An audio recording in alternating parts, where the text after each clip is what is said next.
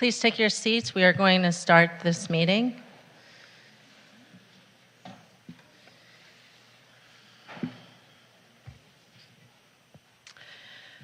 Welcome to the City Council meeting for today. I'm going to read the land acknowledgement.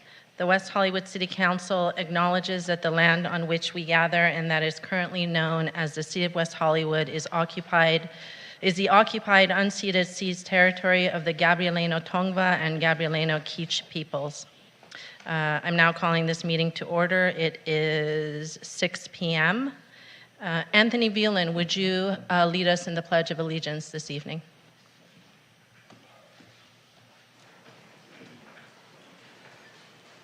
Will you all please stand and join me? Face the flag and your hand over your heart.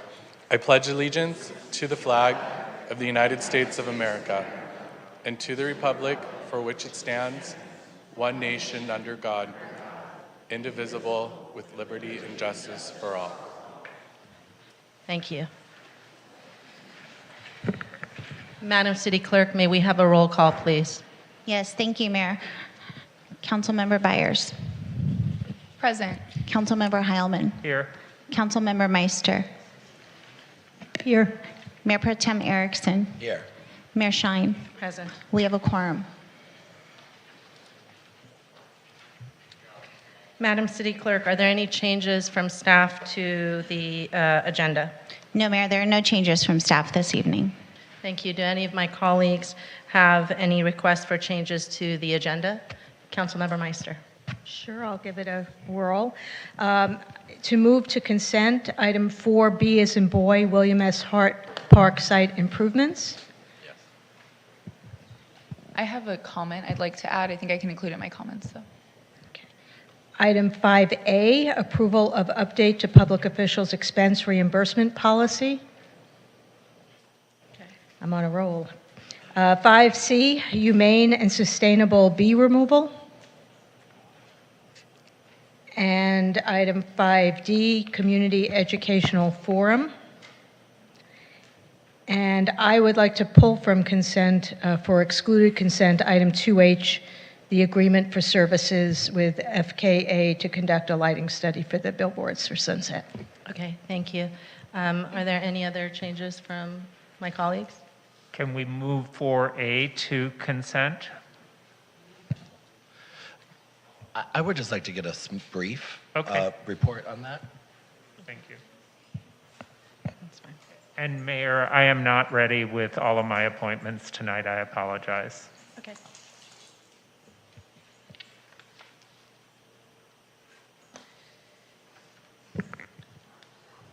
Are there any other changes this evening? I think just regarding the item on Hart Park, it might be best to keep that off consent given the nature of the comments I hope to have just in second consideration. Okay. Sorry.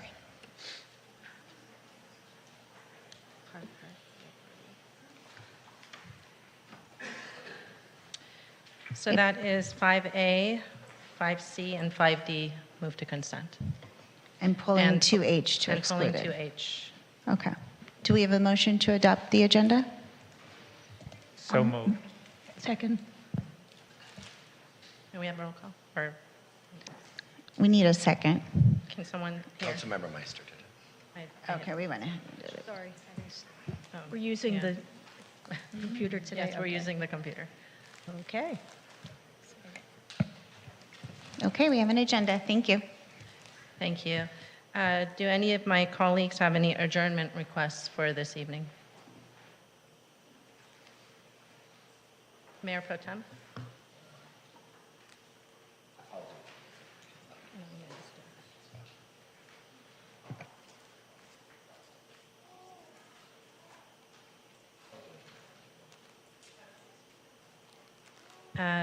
Thank you.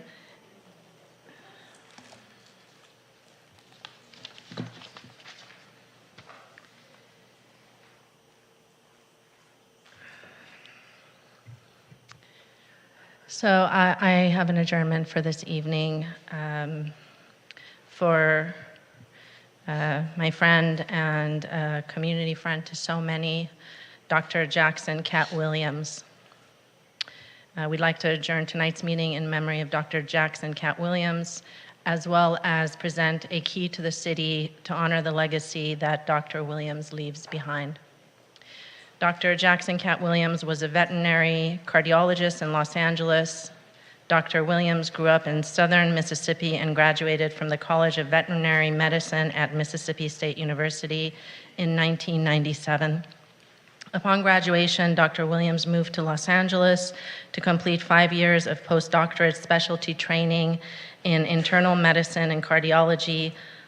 Following postdoctoral training, he completed specialty examinations to become a diplomat of the American College of Veterinary Internal Medicine, specialty cardiology, becoming one of only 115 veterinary cardiologists in the world at that time.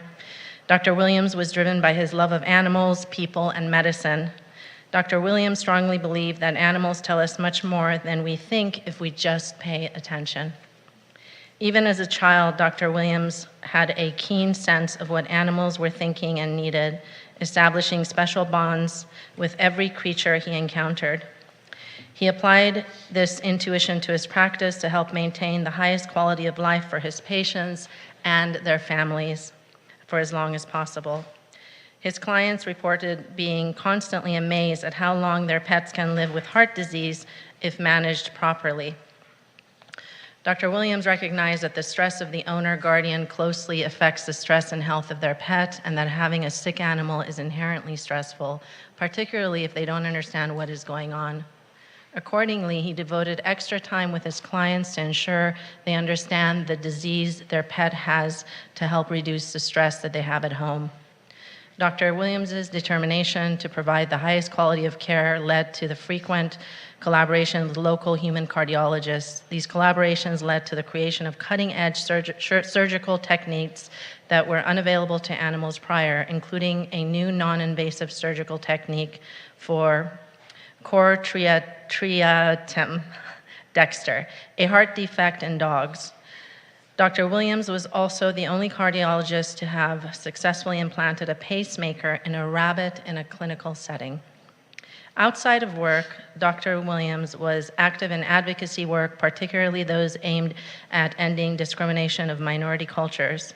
He was a co-founder of Gender Forward, a nonprofit focused on helping transgender, non-binary, and gender non-conforming youth and the community as a whole. He was also the lead camp counselor at an annual summer youth camp.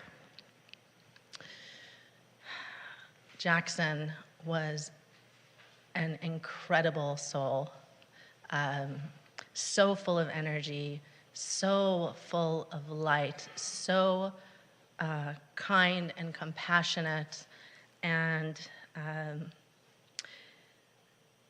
he was also a resident of the city of West Hollywood. Dr. Williams passed away on February 26, surrounded by loved ones after a courageous battle with cancer. Dr. Williams leaves behind supportive family members and a huge community of friends and chosen family, including his father, Jack Williams, his mother, Martha Willis, and his sister, Cecilia. I would like to extend my sincere condolences to Dr. Williams' family and friends during this time. Dr. Jackson Cat Williams will truly be missed. He leaves behind a legacy that has touched so many lives in the veterinary community, the LGBTQ community, the West Hollywood community, and those who courageously are battling an illness. During his battle with cancer, he bravely shared his journey to spread awareness and positivity, even during the hardest of times, showing us all what true strength looks like.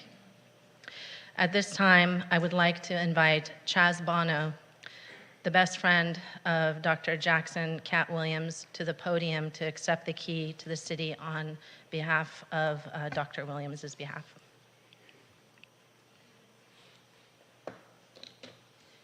And if my colleagues would like to come for a photo, please join me.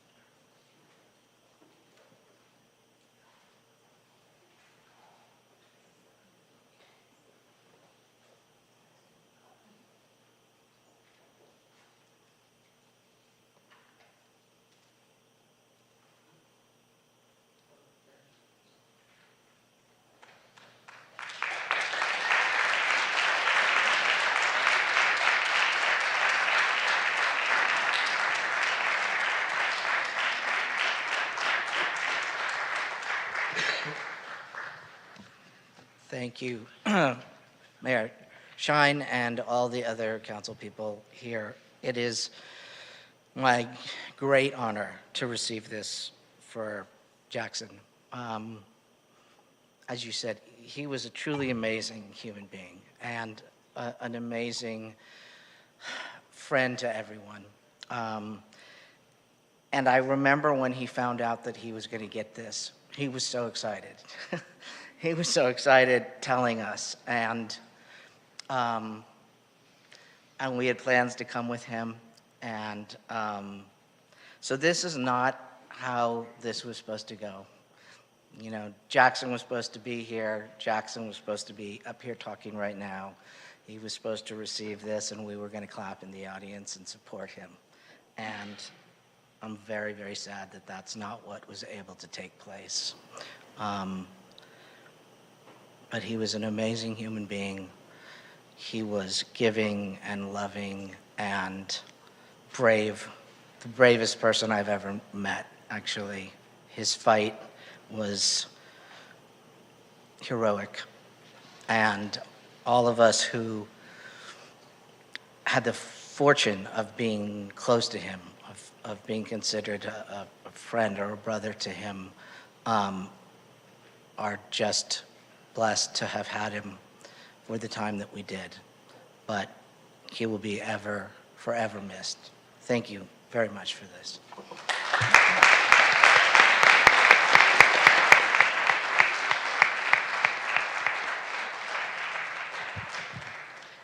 Mayor Pro Tem, did you find your adjournment? Yes, thank you so much, Mayor.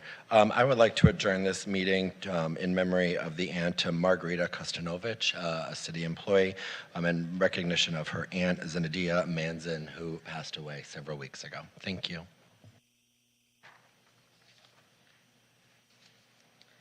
Thank you. We also have the following presentations this evening. First, a proclamation regarding Child Abuse Prevention Month presented by Mayor Pro Tem Erickson. Thank you so much, Mayor. I am really excited because my friend Dawn is right there, right in the front. But most importantly, this really important month and having this conversation and having you here is a great honor. So thank you for all that you do. So we have a proclamation. So whereas April is National Child Abuse Prevention Month, which recognizes the importance of families and communities working together to prevent child abuse and neglect. And whereas approximately 5 children die every day because of child abusers, and over 3.6 million cases of child abuse are reported every year. And whereas the City of West Hollywood commends organizations that are dedicated to preventing and ending child abuse, Loving Way, a nonprofit organization founded by Don McCoy, is committed to fighting to end child abuse through advocacy, awareness, and visibility while bettering the lives of impacted children. And whereas Loving Way was named in honor of Miss McCoy's son, the amazing Waylon, a brave survivor of child abuse suffered at 6 weeks old. And whereas the mission of Loving Way is focused on 3 central goals: heightening community awareness, providing much-needed resources to families of child abuse victims, and increasing the joy for survivors of childhood abuse and their family and caregivers. And whereas, in recognition of Child Abuse Prevention Month, the city acknowledges that we must work together as a community to increase awareness about child abuse and contribute to promote the social and emotional well-being of children and families in safe, stable, and nurturing environments. Now, therefore, let it be resolved that the City of West Hollywood hereby recognizes April as Child Abuse Prevention Month and extends its gratitude and my love to Don McCoy, Waylon McCoy, and Loving Way for all they do to support children. Thank you for making the world a better place, Don. Now, if my colleagues will.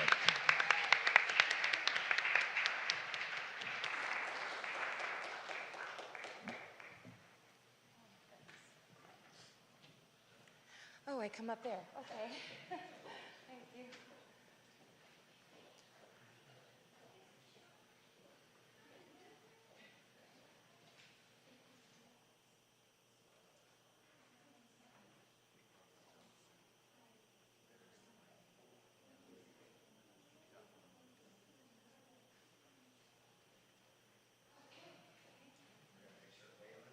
Yeah, you would think that he just saw this. He was so excited.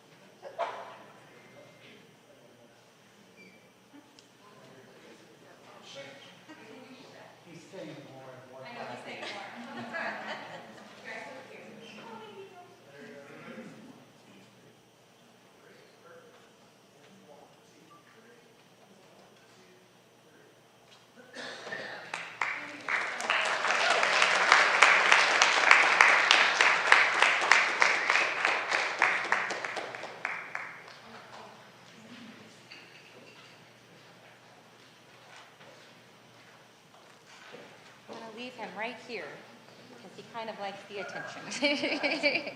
Right, Wei Wei? You know, I wrote like 3 different things to say thank you, but I just want to start by saying thank you to all of you, and thank you to all of your constituents who voted for you, because the fact that you're honoring Child Abuse Prevention Month and honoring children like Waylon and our survivors of abuse, and also those who didn't survive, you're showing a sign that you're willing to stand against evil, and you're willing to fight evil, and you're willing to advocate for these children who many times get forgotten, and they, a lot of times they're just overlooked in general. You know, in the 80s, child abuse was a big channel for advocacy. And we saw PSAs on television. We saw it everywhere. And we don't see it as much anymore because there are so many things we have to deal with. But when it comes to child abuse, there isn't enough awareness about it. There isn't visibility. People aren't teaching parents what to look out for. They're not teaching doctors what to look out for. And we've got to improve that. We've got to do better for these kids. Having said that, I just want you to know that even though Waylon survived something horrific in the first 6 weeks of his life, he's smiling. We insist on living in joy and light, and we want to help other children of abuse and their families do the same. We want to make sure that they're seen. Oh, we hear you. We hear you. Good talking. We want to make sure they are heard and seen, and especially when they are like Waylon and they cannot talk, they cannot walk, they cannot sit. We say yet just because we want to be hopeful. I was asked once by somebody who was an adversary, shall we say, against child abuse, and they said, why do you keep him in these therapies? And he said, if nothing's improving, why do you keep him? I said, he is, but it's very small, it's very minuscule, and we have to have hope, because that is what keeps him going. That's what keeps him smiling when everybody applauds, because he thinks they're clapping for him, because he's heard he's proud throughout his life. Like, I'm so proud of you. His therapist used to say, this child knows what proud means because he hears it all the time. We want all the other children of abuse, many times in foster care, many times in families that don't have the resources to help them. Many times they're so post-PTSD and traumatized by it, the families and the children, that they can't even focus on how to heal them. And we want to do all we can to help them feel the joy and love, and we call it the loving way because of that. So thank you for being part of it, and thank you for spearheading this journey, John, Mayor Pro Tempore Erickson, sorry. And thank you all of you for being here for us, because we wouldn't be anything without our community, and this city and the society as a whole would not be anything without our leaders, and I really appreciate it. Thank you so much from the bottom of our hearts, and we should clap for Waylon now. Yeah. Yay, Waylon! Yay, Waylon! Thank you very much. Thank you.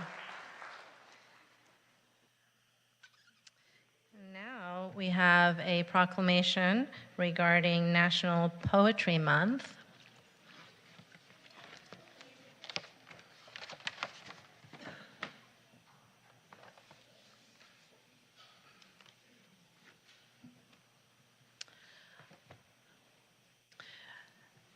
Whereas National Poetry Month is a month-long celebration of poetry and its vital place in our culture, held every April since it was inaugurated by the Academy of American Poets in 1996, and National Poetry Month reminds us and the public that poets have an integral role to play in our culture and that poetry matters. And the City of West Hollywood has a long tradition of supporting the literary arts, as demonstrated through its presentation of its WeHo Reads author series, sponsorship of the Little Free Library program, and in 2014, the creation of a City Poet Laureate program. This year, the city is installing a new temporary public art exhibit at Santa Monica and Doheny called Poetry Walk. And since 2014, the city has celebrated National Poetry Month by hanging street pole banners honoring living poets, with the current City Poet Laureate choosing 2 new people to honor each year, and this year's honorees being Dorothy Randall Gray and Charles Jensen. And in 2020, Brian Sonia Wallace was inaugurated as the 4th West Hollywood City Poet Laureate, and as part of the city's official National Poetry Month activities and WeHo Read series, he is curating a poetry spa day on April 26th of this year. Now therefore be it resolved that we, the members of the City Council of the City of West Hollywood, do hereby proclaim the month of April 2023 as National Poetry Month in the City of West Hollywood and urge members of the community to participate in this celebration. Brian, our Poet Laureate, will come and accept this proclamation. Please join me.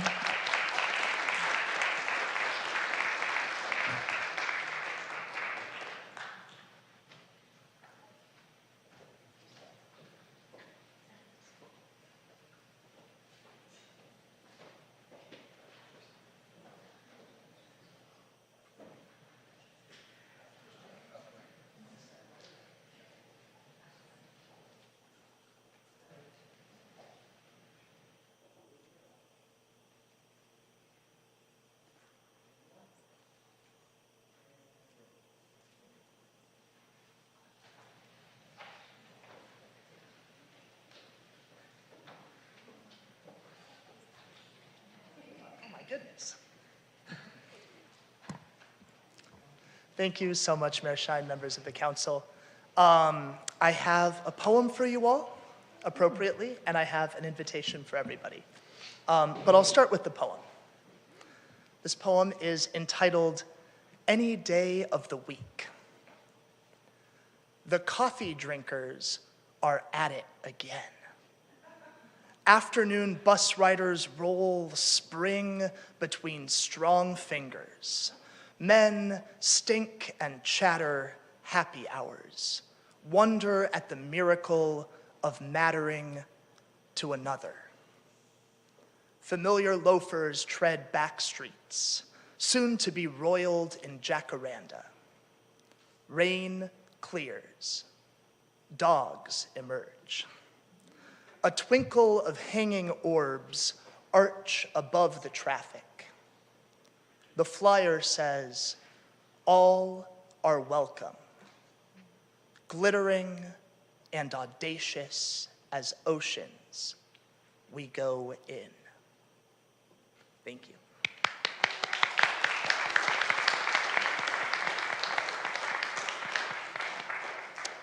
And I just want to share on a personal note, this is the 10th year of the Poet Laureate program, my third and final time appearing before this council before I pass the sash on to the next laureate. And it's been a pleasure to serve and to get to write poems with Pride Poets in June for coming up on over 2,000 members of the community, to get to serve over 500 members of the community through our programs, training them as poets, working with them to promote their voices and share their work. And I think it's crass to make an economic case for poetry, but I want to do it because the city investment in the laureate program is $3,000 a year, going up to $5,000. And we've seen a return on that investment 10 times over. And that's from the Academy of American Poets, putting us on a stage nationally with other cities and states around the country. That's been through my partners at Mickey's West Hollywood, who've been hosting an open mic night weekly, now monthly, on the first Wednesday of each month, and our upcoming relationship with the Artistry. So just really our communities, our businesses in this community, really embracing this work and helping lift it up, bringing people into the city. And I hope you will all join us on April 26th for our Poetry Spa Day at the WeHo Rec Center. It's free to join. I'll personally be putting cucumbers over people's eyes as they lay on deck chairs and whispering poetry in their ears. So hope to see you all for that. Thank you, Brian, and thank you so much for your years of service.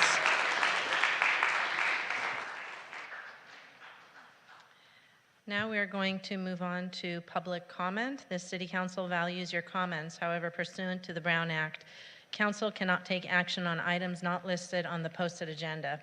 The public comment period is limited to 20 minutes with 2 minutes allotted to each speaker. This public comment period is to address the City Council on consent calendar items or items of general interest within the subject matter jurisdiction of the City Council. Another period is also reserved for general comment later in the meeting for those that could not be heard at this time. Public hearing testimony will only be taken at the time of the public hearing. If you signed up to speak on both consent calendar items and general public comment, as well as an item that was moved to the consent calendar, you may take this public comment period to speak on the consent calendar items. You may also sign up to speak during the second public comment period for your general public comment. Madam City Clerk, will you please call our first speaker? Yes, Mayor, we'll take speakers in chambers first this evening, and our first speaker in chambers is Brandon Blau, followed by David Nash.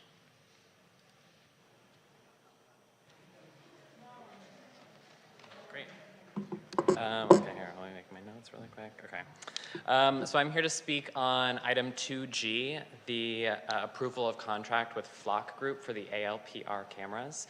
I realize my time for public comment on the actual project itself has closed, but I wanted to register my comments now rather than ever. My issue at hand is not with the contract award to Flock Group, but instead with the utilization of the LA County Sheriff's Department privacy policy for ALPR cameras for that camera installation across West Hollywood. Especially within that, I have concerns against the data retention period of 5 years for all of the data and logs covering the detailed travel of both West Hollywood residents and non-residents throughout the Santa Monica Boulevard area. In addition to the interagency law enforcement data transfer allowances provided within that policy, there's been noted times where at, Pasadena and Long Beach police departments have shared their ALPR data with Immigration and Customs Enforcement. I don't know if that's something we would want to do, but it is something to note. And then finally, a lack of mandated external cybersecurity audits on what would be this massive and comprehensive data trove of the travel of all of our citizens throughout West Hollywood.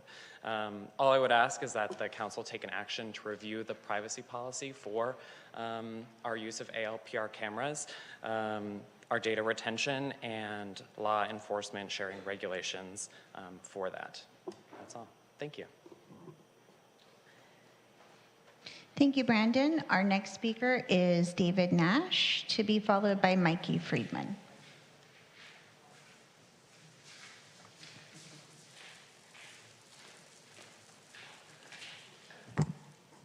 Good evening, Mayor Shine, council members. I'm here to speak on behalf of the drag queen community, the greater LGBTQ community, on behalf of people that live with disabilities, and on behalf of seniors.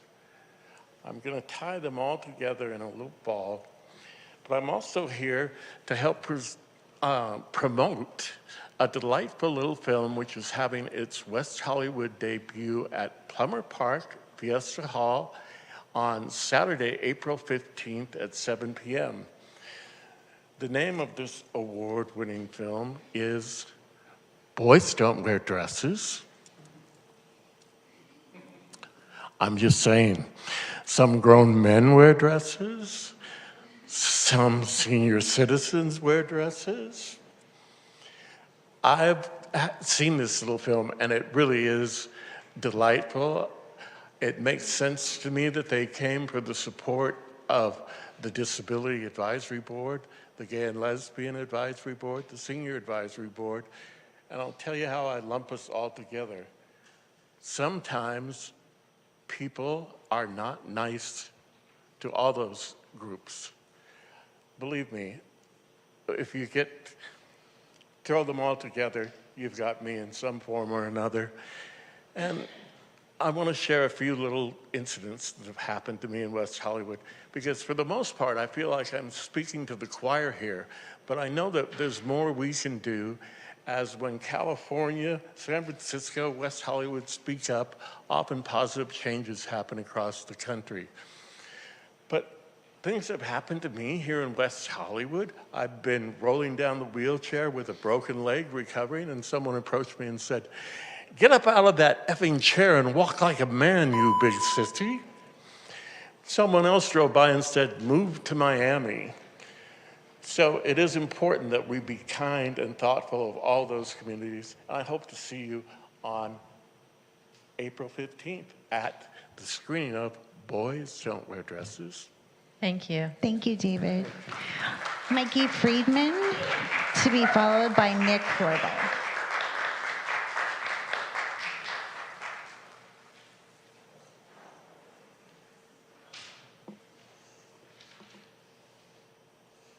Good evening. I hope you're all healthy now. When we were little kids, we sat down at the kitchen table to eat. And if our mom put something in front of us, she would say, try it.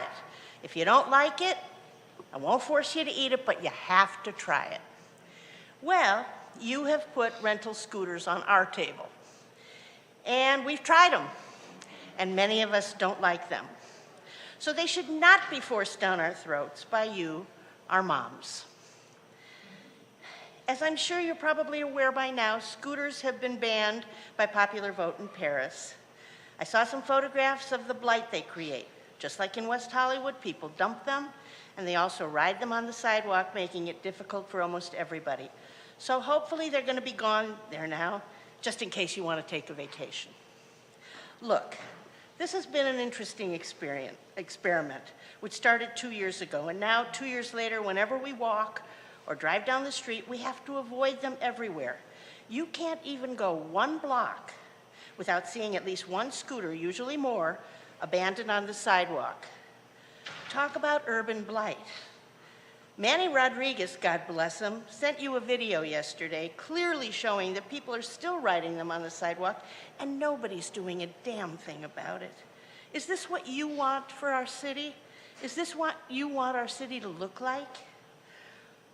All new ideas are not necessarily good ideas, and it takes a big person to realize that maybe a decision they've made is not the best decision. I don't think WeHoans would fault you if you decided to ban scooters. In fact, I think a great many people would praise you and thank you. So let's be like Paris. Merci beaucoup, mon amis.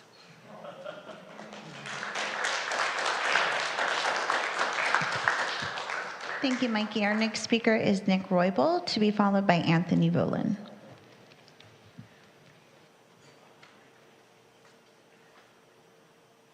Good evening, Mayor Shine, Mayor Pro Tem Erickson, and Council. I have to begin by saying I'm taken aback in all the good ways, Mayor Pro Tem Erickson, by honoring our community member who, this was not what I was going to talk about, but who honored survivors and those who haven't survived childhood abuse. And she said something interesting about PSAs. And, well, I've been a PSA in the community for I don't know how long now. I survived childhood abuse for over 18 years. Physical, mental, emotional, everything you can imagine. I wouldn't wish that on anybody in this room. 37 now, and that speaks to the transformation and the power of healing and all the work that that goes into. So wasn't planning on talking that, but I'll tie that in. To on March 11th, I wrote a letter to you, Mayor Shine, and to Mayor Pro Tem Erickson. And it was about violence in the community. And how at that time, a violent incident triggered much, I argue, righteous rage within me. And I wanted to place it. So I wrote a letter, spent a lot of time on the letter. I heard from Mayor Pro Tem Erickson. I didn't hear from you, Mayor Shine. I have told myself so many stories in my head why I haven't heard from you, that I've grown very cynical. I feel betrayed by you. And then I'm just cynical. I'm like, what story are you telling yourself, Nick? Is that true? I sent a copy to Councilmember Meister because I was feeling lost and I wanted, honestly, her wisdom. I can end on that. Thank you. Nick, I'm sorry. I actually didn't read your letter. I didn't receive it. I will look back and read it and give you a response.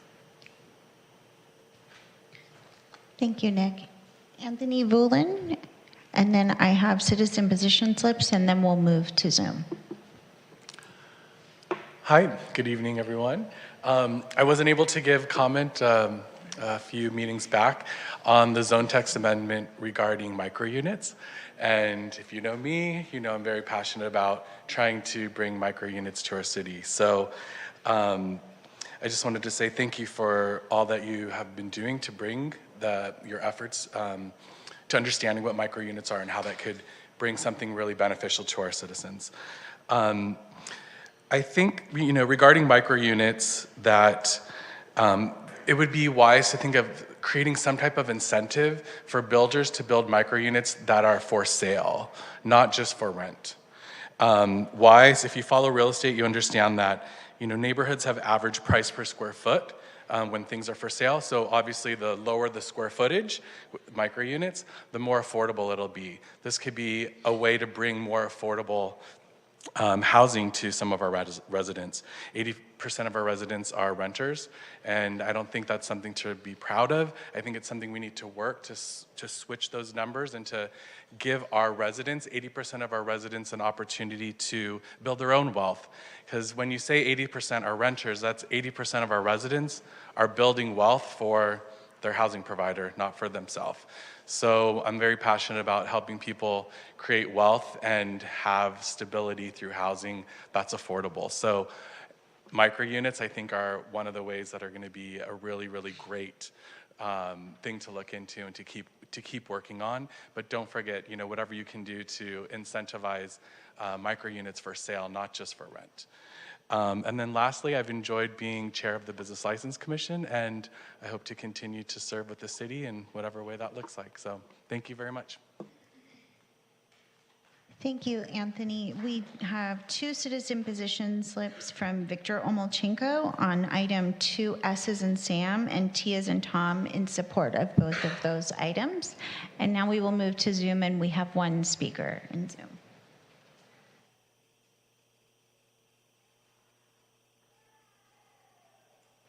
Our speaker on Zoom this evening for public comment is Adam Darvish. Adam, you will have 2 minutes. Please press *6 to unmute yourself.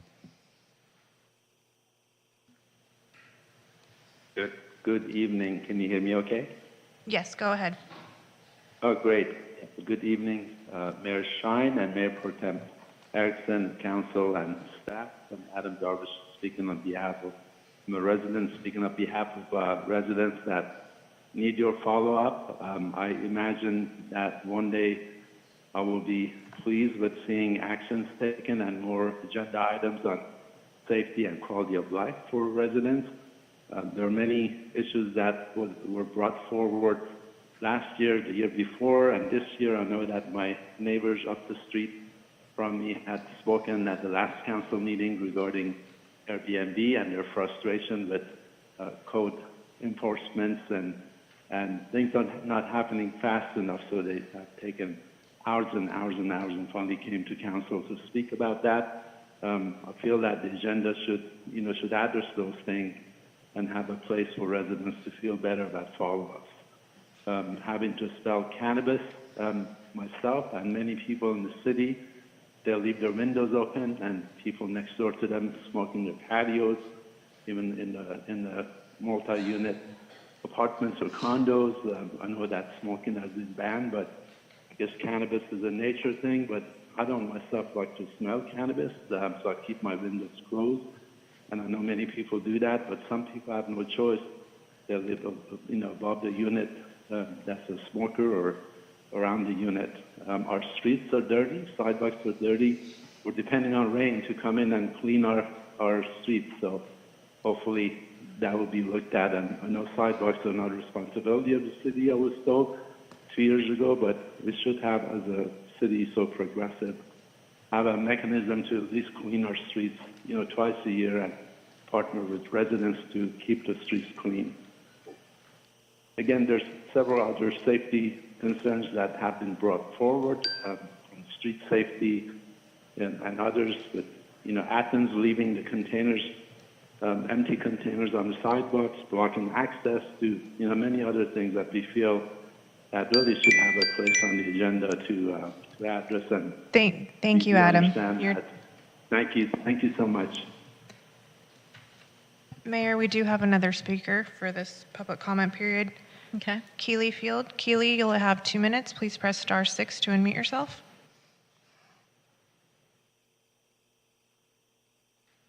Good evening, Mayor Shine, Mayor Pro Tem Erickson, and esteemed council members that I really admire a lot.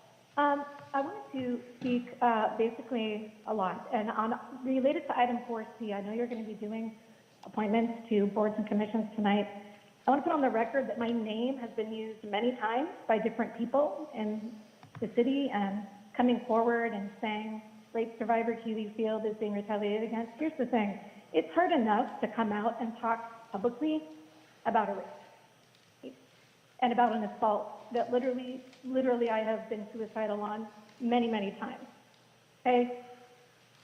I want everyone to know on public record, right? City of public record, no one is preventing me from trying to get another board and commission. I've applied for an at-large seat on Women's Advisory Board. I reached out to council members. If I don't get that, that's fine. Because let me tell you, my mission is to prevent the drugging and the sexual assaults that keep occurring in the city. I know that an article that was written by Renee Salatil, who I happen to love, who's been a longtime resident of this city, there's been a lot of anger that's come forward because of one of the websites that was posted on. Well, let me tell you, I'm going to focus on the fact that women and men as far away as New York City have found that article, have found me on social media, and literally told me about what's happened to their daughters and their sons. And one in particular is a recent at Belmont in West Hollywood. I am literally getting pictures of police reports from people saying, what can I do next? We didn't go get a rape kit. We didn't go get a urine test.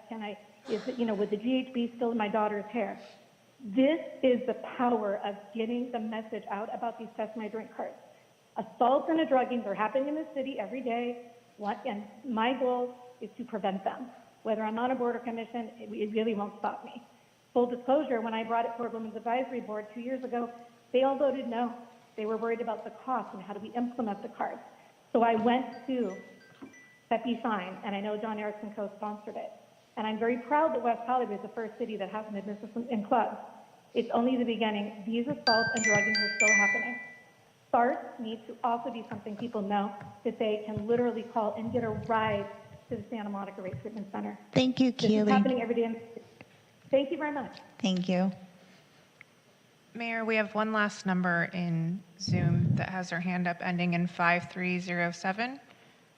You could press *6 to unmute yourself. You'll have 2 minutes. Hi, good evening, Mayor Shine, council members, and fellow council members. This is Lynn Russell speaking, and I'd like to speak on item 2P, the award of agreement for design services for Laurel House Artisan Residence Renovation Project. Although Page & Turnbull is an excellent firm capable of providing proper historic renovation for the Wiseman House and outbuildings, I urge the city to keep an open mind about the future use and parameters of the property. Rightfully, the future of the Linnick Weissman House, aka Laurel House, should be considered under the purview of the Historic Preservation Commission, which oversight of a suitably informed staff member rather than the Arts and Cultural Affairs Department, who have an entirely different agenda, not particularly in tune with historic preservation. With the current Art and Cultural Affairs Commission, the director guiding the program, the city is unnecessarily limiting the program from reaching its full potential in scope and service to the community. By failing to fully investigate the ongoing programs of other established historic properties in residential neighborhoods with similar logistical challenges, is it shortchanging the community of West Hollywood, to whom the property was gifted. Special reconsideration of the Artisan Residence Program is needed, which is currently described would necessarily limit the premises in activity and restoration, configuration of the house, particularly the second floor, which was a later conversion by the owner, thus altering the original floor plan and design. This is not Yaddo in Saratoga Springs, world-renowned for artisan residence, but it could be a microcosm of Robinson Gardens in Beverly Hills, a similar landmark. The era of West Hollywood should be observed in situ, allowing visitors and scholars an accurate picture of history and the social events of the day. There is time during the restoration work to work out all the details. Thank you, Lynn. Your time is up. Thank you. The right thing to do so. Thank you so much. Thank you. That's our final speaker for public comment. Thank you.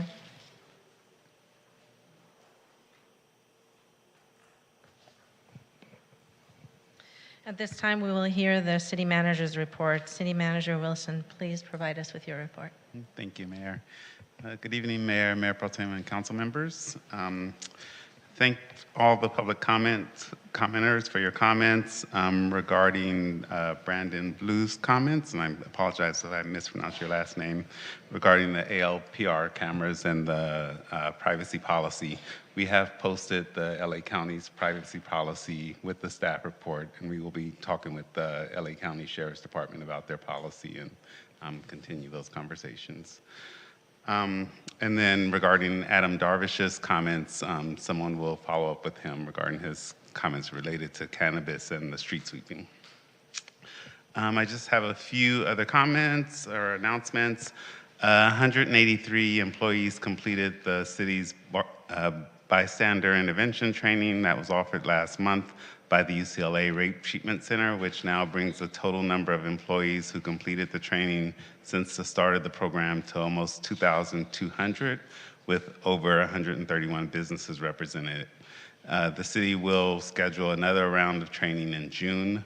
For more information, please contact 323-848-6516 or email code@weho.org. And then there's still time to sign up for the free Los Angeles County Fire Department Community Emergency Response Team training. That's the CERT training that will begin this Saturday, April 15th from 9:30 a.m. to 4 p.m. The CERT training will be held at the city's West Hollywood Park Aquatic and Recreation Center, and attendees will learn basic fire safety and life-saving skills. For more information, please contact safety@weho.org.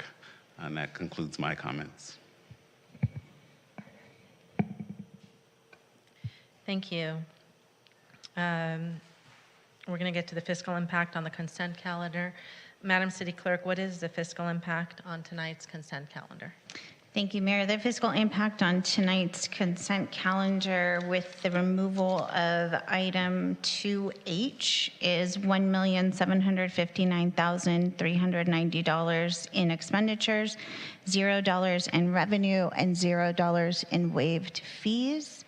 We have a motion on the floor.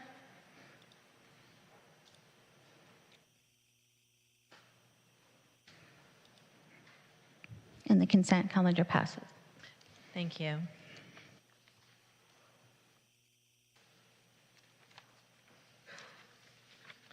We will now move to our first public hearing, which is item 3A, an ordinance adopting by reference Title 32, Fire Code of the Los Angeles County Code incorporating the California Fire Code 2022 edition.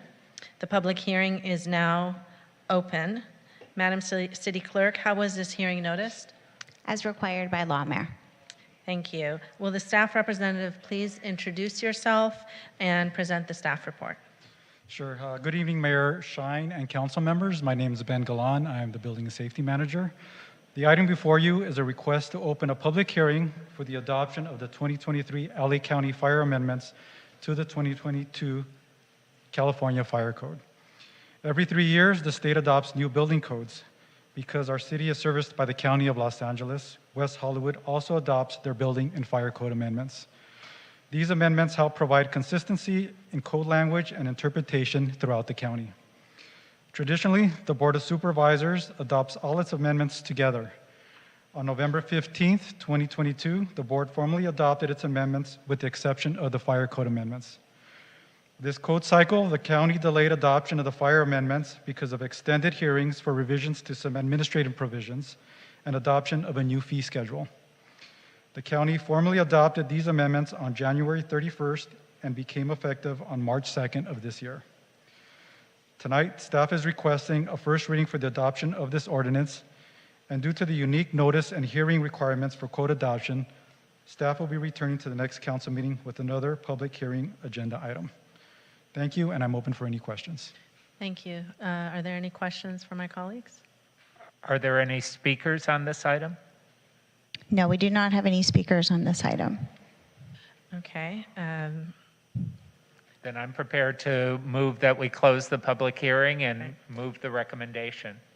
Great. I think that's I'll second. second. Wonderful. So the public hearing is now closed. Thank you. And just to clarify, this is an interesting one. The second reading will come back as a public hearing as well. Thank you. We will now move to our second public hearing, which is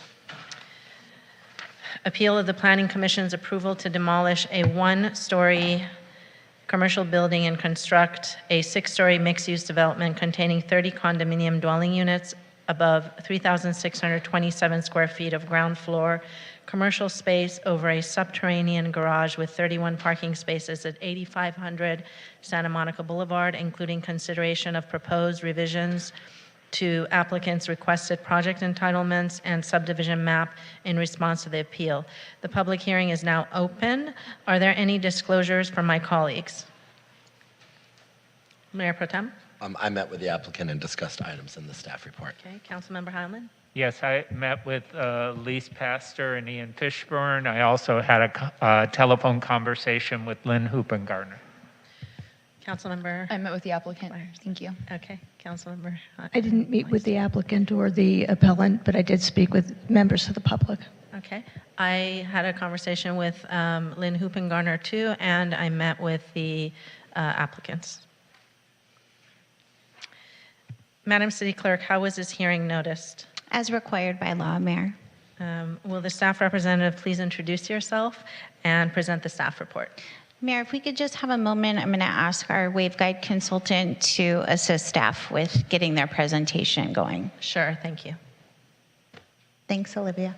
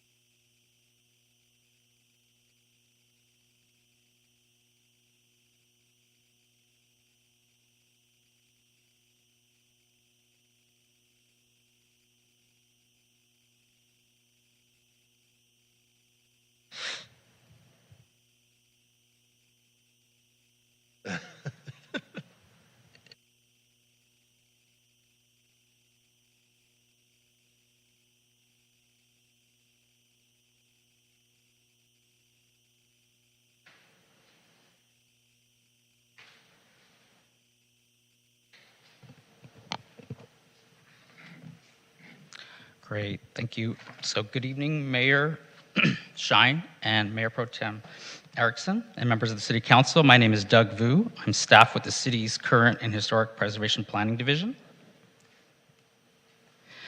The item before you is an appeal of the Planning Commission's approval on October 20th, 2022 for the redevelopment of the project site located at the southwest corner of Santa Monica and La Cienega Boulevards.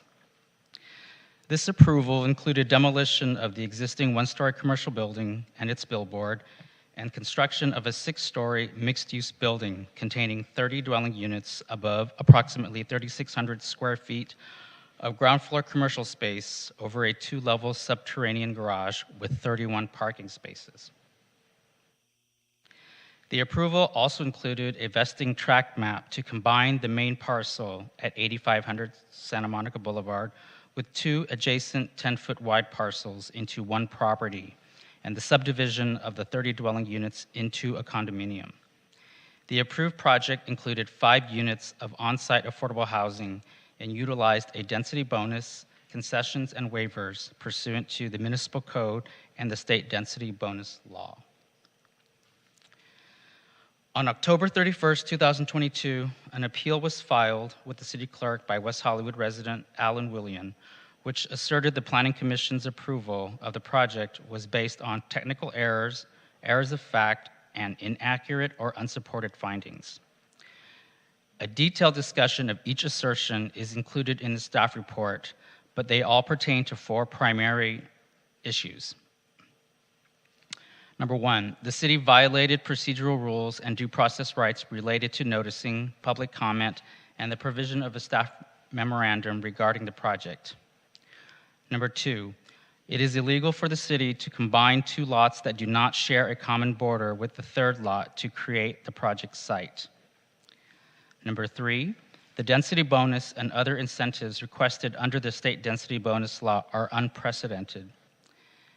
And finally, the city approved an application that was incomplete and did not comply with the applicable development standards.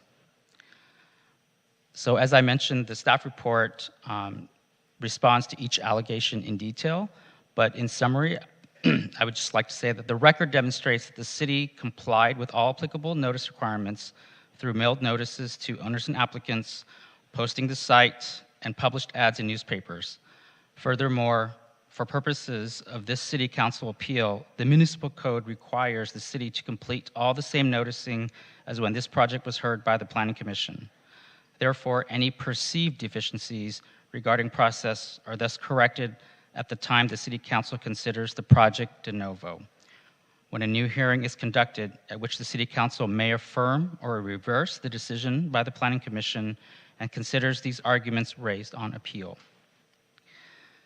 The city also maintains the conclusion that the inclusion of the 2 narrow strips of land as part of the project site is reasonable, supported by substantial evidence, consistent with the city's municipal code, and is legal, as confirmed by Los Angeles County Public Works staff, and also is not precluded under applicable state authority. This would not result in a dangerous precedent because the use is narrowly limited and there is sufficient evidence that would allow a reasonable person to conclude that it is compliant, as is the standard under the Housing Accountability Act. The city is required to issue a requested waiver under state density bonus law, provided the requested waiver is necessary to ensure the physical construction of the project. The city is also limited in its ability to deny a waiver or a concession, and the burden of proof lies with the city for any denial of such request. The state law's definition of a development standard includes, but is not limited to, a height limitation, a setback requirement, a floor area ratio, an on-site open space requirement, or a parking ratio that applies to a residential development pursuant to any ordinance, general plan element, specific plan, charter, or other local condition, law, policy, resolution, or regulation. Therefore, it remains staff's assessment that state law was being upheld with the concessions and waivers that were previously granted by the Planning Commission, which is further supported by recent case law, guidance from the Department of Housing and Community Development, and statutory authority that state law be interpreted in a manner that affords the fullest possible weight to the interests of and the approval and a provision of housing. Lastly, the Commission approved an application that was complete and it complied with the applicable development standards as described in its October 20th, 2022 staff report.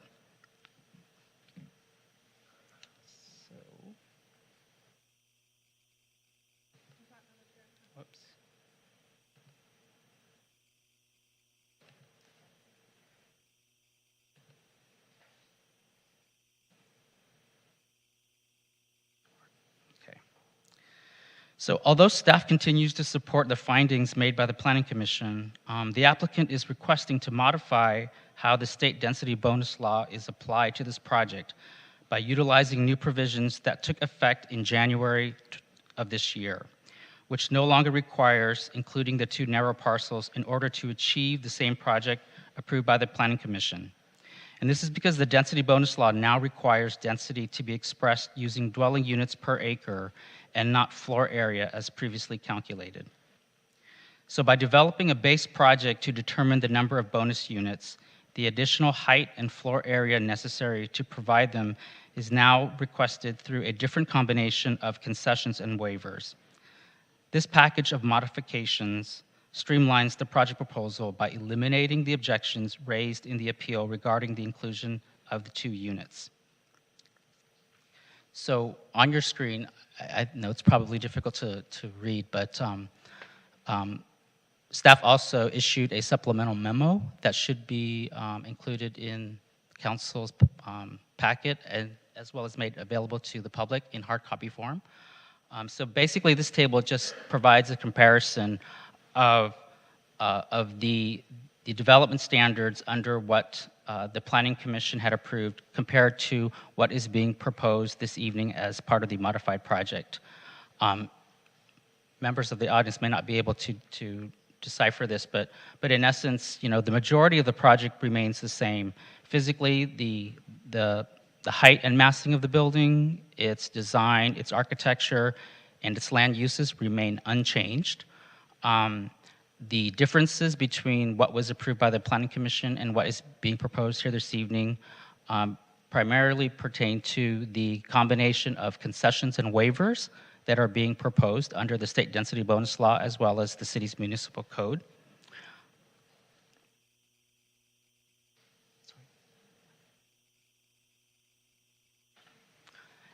Thank you. And also, one difference is also the fact that given how the affordable housing requirement is calculated, the modified project includes one less affordable dwelling unit than was approved by the Planning Commission. So under the Planning Commission's approval, the base project contained 22 units, and therefore 20% of that equaled 5 affordable dwelling units.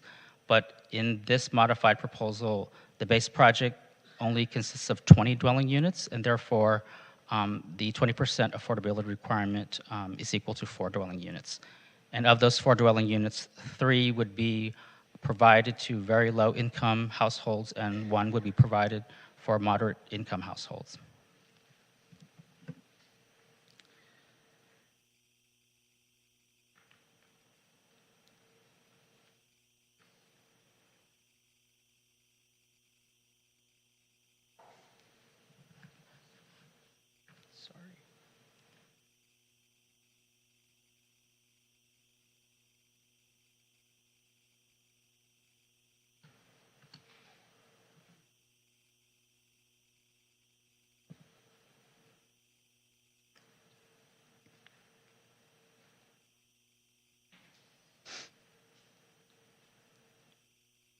So based upon the materials provided in the appeal, staff does not find that evidence has been presented of any technical errors, errors of fact, or I'm sorry.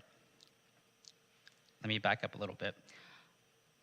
So under Zoning Ordinance Chapter 19.76 that establishes the procedures for appeals, if new or different evidence is presented in the appeal, the City Council is not required to refer the matter back to the Planning Commission for further consideration and can act on the modified entitlement request. The proposed modifications do not constitute a new project because the building's design, height, envelope, and land uses, as I previously described, remain unchanged. Under the Housing Accountability Act, a housing development project that is revised such that the number of residential units or square footage of construction changes by 20% or more, exclusive of any increase resulting from the receipt of a density bonus, incentive, concession, waiver, or similar provision, including any other locally authorized program that offers additional density or other development bonuses when affordable housing is provided, would be considered a new project. Therefore, it's staff's assessment that the proposed modifications do not constitute a new project. So based upon the materials provided in the appeal, staff does not find that evidence has been presented of any technical errors, errors of fact, or inadequate or unsupported findings that would justify overturning the Planning Commission's approval. Furthermore, the applicant has elected to modify the project by utilizing new provisions under the state density bonus law that would remove the 2 narrow parcels from the project site and not require any physical changes to the building approved by the Planning Commission. The existing project site is underutilized and represents an opportunity for redevelopment that would support more of the city's adopted goals and policies. The lack of housing is a critical problem in California, and the proposal is a housing development that will assist the city in meeting its housing goals by adding 30 new residential units, including 4 affordable units to the city's housing stock, helping the city achieve its regional housing needs allocation of 3,933 units before 2029. The project is also subject to the Housing Accountability Act, and the legislature requires that the Accountability Act must be interpreted and implemented to afford the fullest possible weight to the approval of housing. Finally, the project has also been analyzed and determined that it would not have a significant effect on the environment and is categorically exempt from the provisions of the California Environmental Quality Act that exempts infill development projects that meet all the specific criteria to receive this exemption.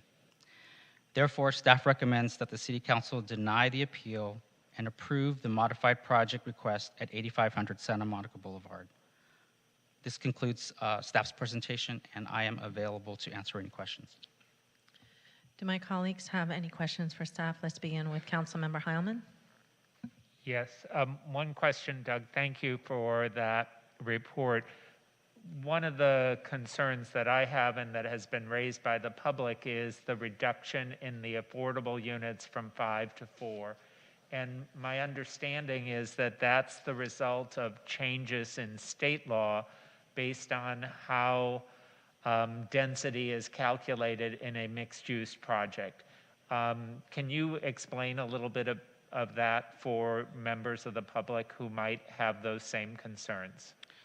Sure. So under previous state law and under current provisions in the city's municipal code, for projects that are located in a commercial zoning district, the density bonus that is awarded is expressed in floor area. And so for the previous project, the project was eligible for a 46.25% density bonus that equated to, I believe, close to 14,000 square feet. And so our ordinance requires that density bonus area has to be dedicated exclusively to the development of additional units. However, under the new provisions that went into effect on January 1st, adopted by the state legislature, the city is no longer able to do that. The law now requires that all density bonus be expressed in dwelling units.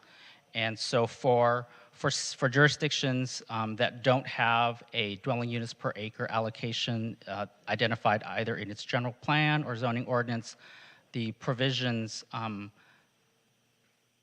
pretty much spell out a procedure or a process in order to determine what the base density for a project is. And a base density for a project is basically a realistic development given the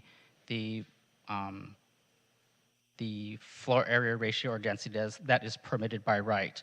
That is also, consistent with all of the objective development standards. And so for this particular project, the applicant developed a base density that is included as attachment L to your staff report. And in that base density study, the number of dwelling units for that project is 20 units. And therefore, given that the project is going to provide 3 very low income units and 1 moderate income units, the 15% of very low income units enables the project to be eligible for a 50% density bonus.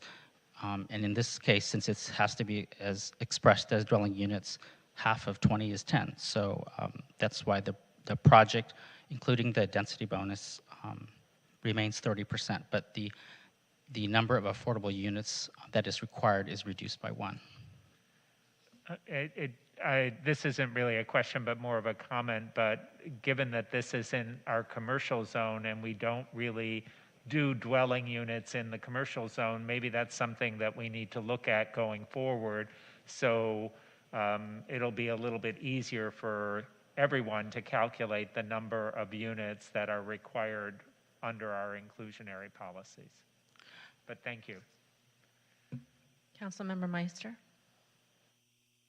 Thank you, and thank you, Councilmember Heilman, for bringing that up. I think I brought that forward about 3 years ago to the city attorney to look at reworking the way we do units in a mixed-use zone. Doug, you said that the project hasn't changed. Is the residential square footage the same between the old project and the new project? Yes, the residential square footage is the same. I know it can appear that it's not, because under the previous project, a certain amount of the floor area was I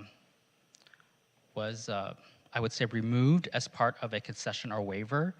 But if you include the concessions and waivers, the total square footage of the building is the same. It's 40,235 square feet. The amount that's dedicated to commercial versus the amount that is dedicated to residential remains exactly the same. So that's the same. So can you please explain to me that if you have 30 units with the PC-approved project and 30 units with the modified proposal, and you have average dwelling unit size with the PC-approved project of 961 square feet, and you have 664 with the new project, how does that equal the same amount of square footage if it's the same number of units? So the 664 refers to the base project. So under attachment L, when the applicant developed the base project in order to establish the number of base units, that project had to comply with the existing site's maximum FAR. And given that this is a commercially zoned property, all of the uses on the ground floor had to be dedicated to commercial uses, and the upper floors were then allocated for residential units. But wasn't that the same with the original project, that the bottom was commercial and everything above was residential? Correct, it is the same, but in the project that was approved by the Planning Commission, that project also included all of the concessions and waivers for the additional height and floor area ratio that totaled to 40,235 square feet. But in the base project for this modified proposal, the project was limited to the floor area ratio that is limited by the project site, which I believe is 2.0. But if you look, but we're talking about an average dwelling unit size. It's either, it is or it isn't. I mean, so you're saying that the modified proposal has 30 units. The original proposal had 30 units. They share the same number of square footage, total square footage in residential. How is it possible that one average unit size is 961 and in another project it's 664? I don't understand. If you look at the plans, the units are exactly the same size. Yes, the units are the same size, which is why the modified project is seeking a waiver to reduce that average unit size from 961 to 664. So are there going to be more units then? Okay. If you'll allow staff, I will look into this a little bit further and get back to you on that. Okay, that would be great. If this question is for Lauren, is there a formula in terms of the number of concessions or waivers based on how many affordable units you get? Or how is that? Yes, under state law, the number of, the percentage of affordable units you provide in a project dictates how many concessions you're eligible for. There is no limit on the number of waivers that a developer can ask for. Waivers do not have a cap. Okay, so we have 2 concessions and 2 waivers in both of these projects, but the percentage of affordable housing is different. So we went from 17% to 13%. So does that affect the number of concessions? I think it's 20%, isn't it? 20% affordable? No, we have 13%. 4 divided by 30 units is 13%. But you calculate it not including the density bonus units. You calculate it based on the 20 units.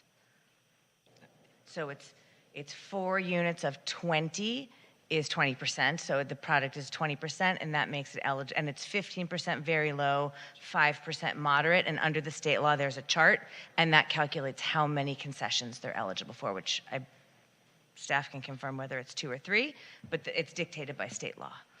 Okay, and can you explain what an objective local development standard is? Can you give me an example from our zoning code? Well, an objective standard, that term is defined in state law, and it is a quantifiable, verifiable standard that no matter how many different people look at it, they'll come to to the same answer. There's no ambiguity in how it's interpreted. It is objective. Okay, so wouldn't you say that our calculation for FAR and the components that we include in that's been in our zoning code for, I don't know, all these years since state density bonus started, is objective? I would say, generally speaking, it's something that's quantifiable.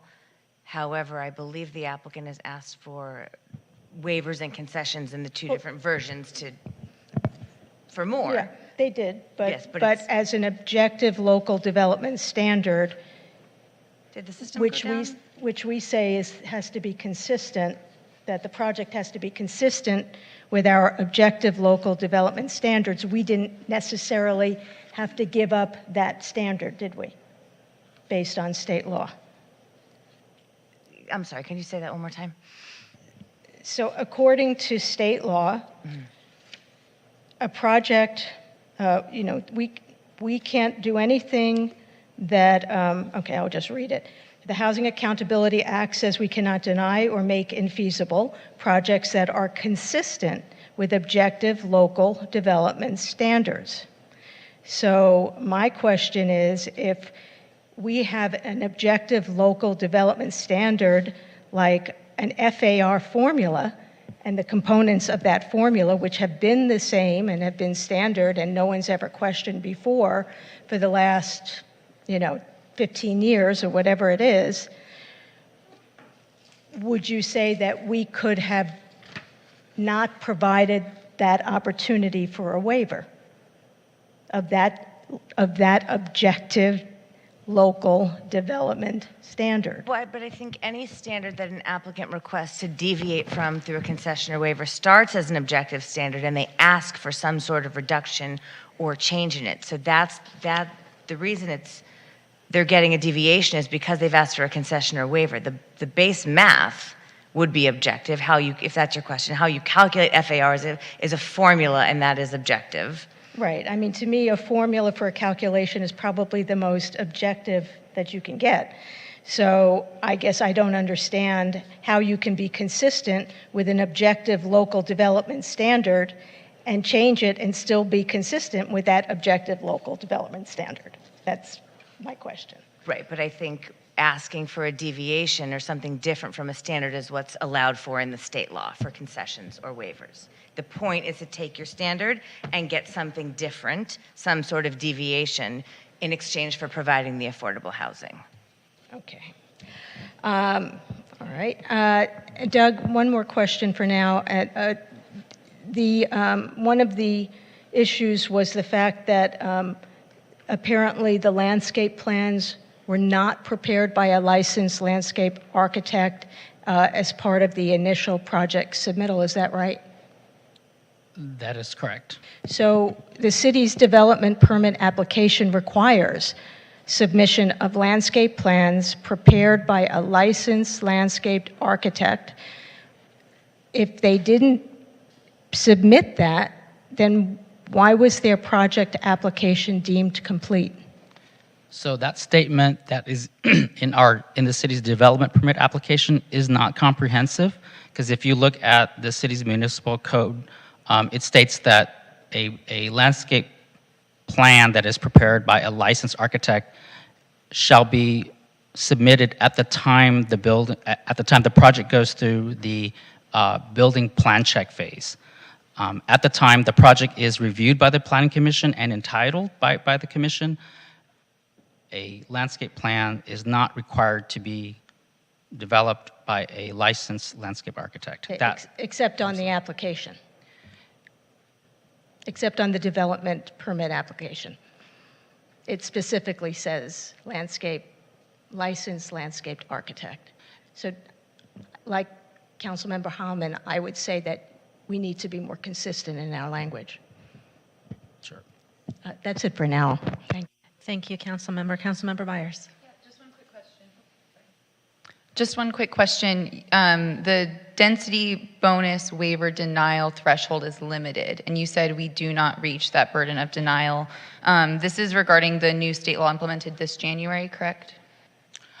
The thresholds to deny a request for a concessional waiver has been part of the state density bonus law since the beginning. This was not something that was recently adopted or added. Okay, thank you. That's all. Mayor Pro Tem. This isn't a transit-rich area, correct?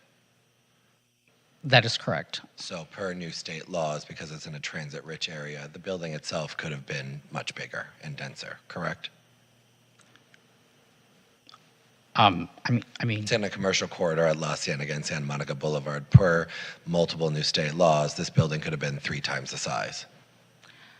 Depending upon which regulations you would apply to this project, I think potentially that could be true. But for the land use that we're going with here, do you think, and is the project amenable to the space that they actually submitted it to compared to what they could have actually submitted for in regards to the project right across the street that is going through the appeals process as well? What I'm trying to say is, could we have another Dominion, another Charlie or whatever, or the East Side Movietown Plaza complexes? It could have been as big as that, correct? I mean, based upon the physical size of the parcel, no. But I mean, it would be proportional given the square footage of the project site. I mean, this project site is only a little over 9,000 square feet, whereas the projects on the east side of town are on a much larger parcels. So, if the city denies this project and the Planning Commission, or if it goes back there and we lose in court, the applicant can come back and build as big as pretty much whatever they want, correct? In accordance with the Housing Accountability Act? Because how is this going to work? Because you have a lot in this staff report about HAA. So it takes a lot to deny a project based on the HAA, right? What happens if the city denies this project and then we are sued and we lose, which we probably would? We can't answer that. We need to focus on the project that we have here. I mean, I don't think we can speculate on what may happen. But your staff report does that. So your staff report to us essentially insinuates that you cannot deny this project based off the Housing Accountability Act. So if you make that insinuation, you have to back it up with the claims. There are certain provisions in the state law that talk about what happens in those instances, yeah. And why wasn't that in the staff report? For the public's benefit. Because I think the problem is the public is concerned about this issue, right? And I won't make those comments yet, but I think that the staff report should have had more information about the Housing Accountability Act when you're assuming a lot here on the public, and I don't think that burden was rightfully placed. Okay. The only thing I'll say is I think that the forms probably should be updated so it is clear that at the development permit stage, the licensed architect is not required per our municipal code, and then making that apparent so the public and everybody knows the correct procedure. That would be good. Thank you. I don't really have any more questions. Everybody kind of addressed everything I was going to bring up. So at this time, the appellant will now have 5 minutes to present their appeal to the City Council.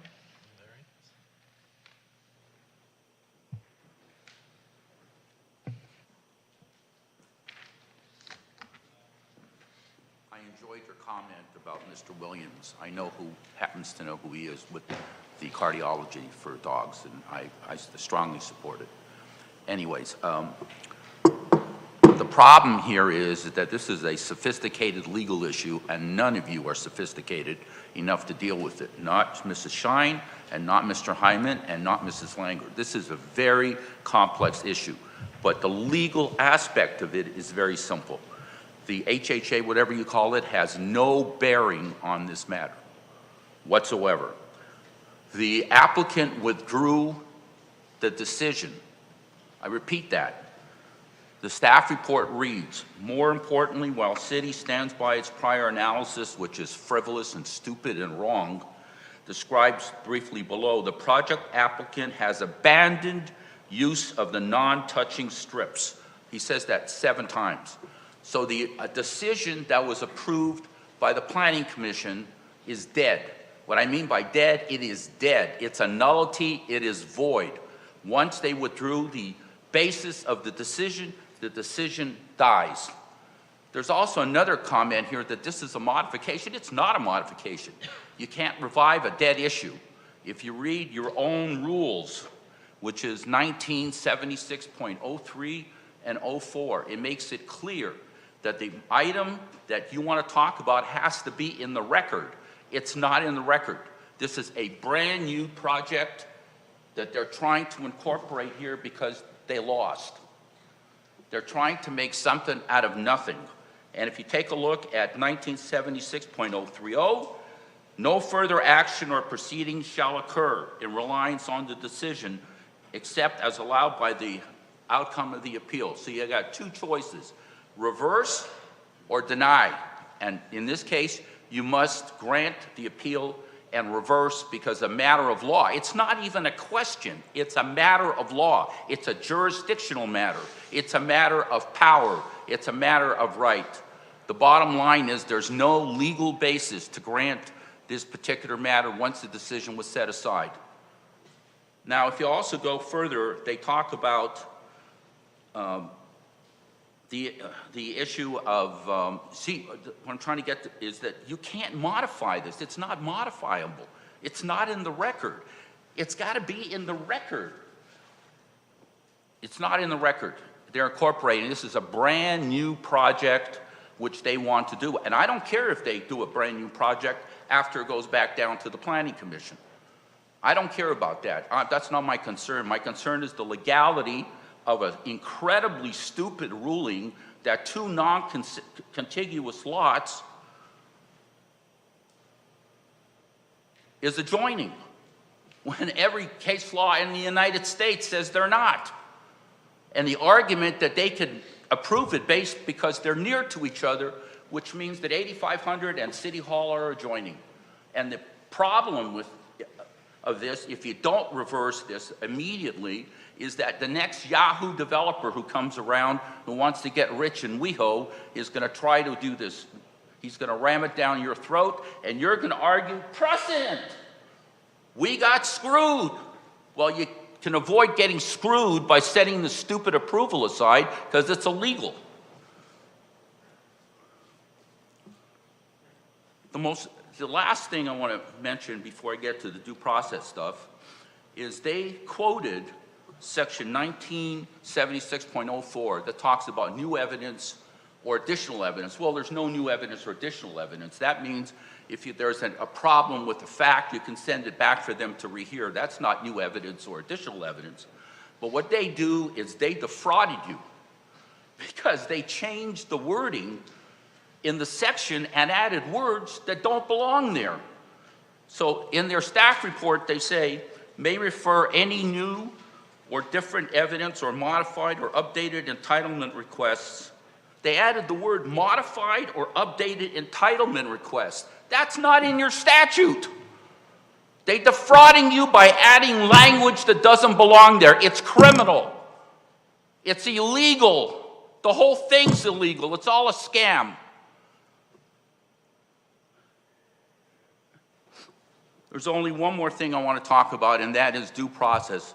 I know nobody wants to talk about due process in the Brown Act. I know you do, Mrs. Meister, because I know you're sophisticated on it. We had a lot of problems in the past on that. But in this particular case, I was prevented from speaking.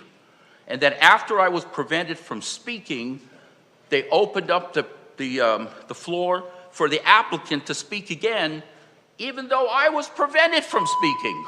And just 15 more seconds. And the supplemental memo that they presented, purportedly coming from Langer, was not from Langer. Langer's too smart to have drafted a memo like that. She's too sophisticated. And what happened was that memo was fraudulent, and it was used to defraud the Planning Commission to believing that that's a memo that they can rely on, commonly referred to as reliance of counsel. Thank you very much. Thank you. Mr. William, if you can actually stay up here in case there's any questions for you. I'll gladly answer all your questions. Thank you. Do any of my colleagues have questions for the appellant, starting with Councilmember Heilman? No. Councilmember Meister? Thank you. Councilmember Byers? Mayor Pro Tem? You state that HAA doesn't apply here, but this is a commercial lot adding No, residential I'm not units. saying that. You said it at the beginning. No, I didn't say that. I didn't say anything. I didn't even mention the HAA because it's irrelevant. How? Because the legal issue is this is an appeal. This is not HAA. This is an appeal, and it's a jurisdictional issue. The moment that decision was set aside, there's no jurisdiction to hear anything else. Now, the HAA, whatever it's called, it can apply when it goes back down to the Planning Commission. They can refile. In fact, I'm shocked they haven't refiled. In fact, I was stunned they even filed this stupid application when they could have gone to the Planning Commission originally. I'm not trying to stop a development. I'm just trying to stop this illegal, non-contiguous situation and now this appeal issue. If they were smart tomorrow, they ought to go to the Planning Commission and say, we want to file under HHA. And I'm not going to stop them. No one's going to stop them because it's the law unless there's a problem there. The problem here is the non-contiguous lots issue and the disastrous effect it could have on WeHo, because I know what's coming if that stands, you know. And so the bottom line is, yes, I don't care about HHA or whatever it's called. They go to the Planning Commission. It's fine with me. I want you to understand I'm not trying to stop a project here. I don't care what they build as long as it's legal. I'm trying to stop non-contiguous lots as a precedent, and when they abandoned it, they abandoned the arguments of that. Does that make sense? Mm-hmm. I'm not trying to be hard about it. I've seen precedent destroyed in the city before, and this is the worst one of all. I've never seen one as bad. Thank you. Okay. Thank you. You're welcome. And now okay, we will now have the applicant will get 5 minutes and 15 seconds, making sure it's equal to Mr. Williams' portion. Thank you. Before you start our time, can we bring up the presentation for this matter? Thank you. Good evening, Mayor Pro Tem, and council members. My name is Elisa Pastor. I'm here on behalf of the applicant. I'm going to turn it over first to our architect, who's going to walk you through the project quickly.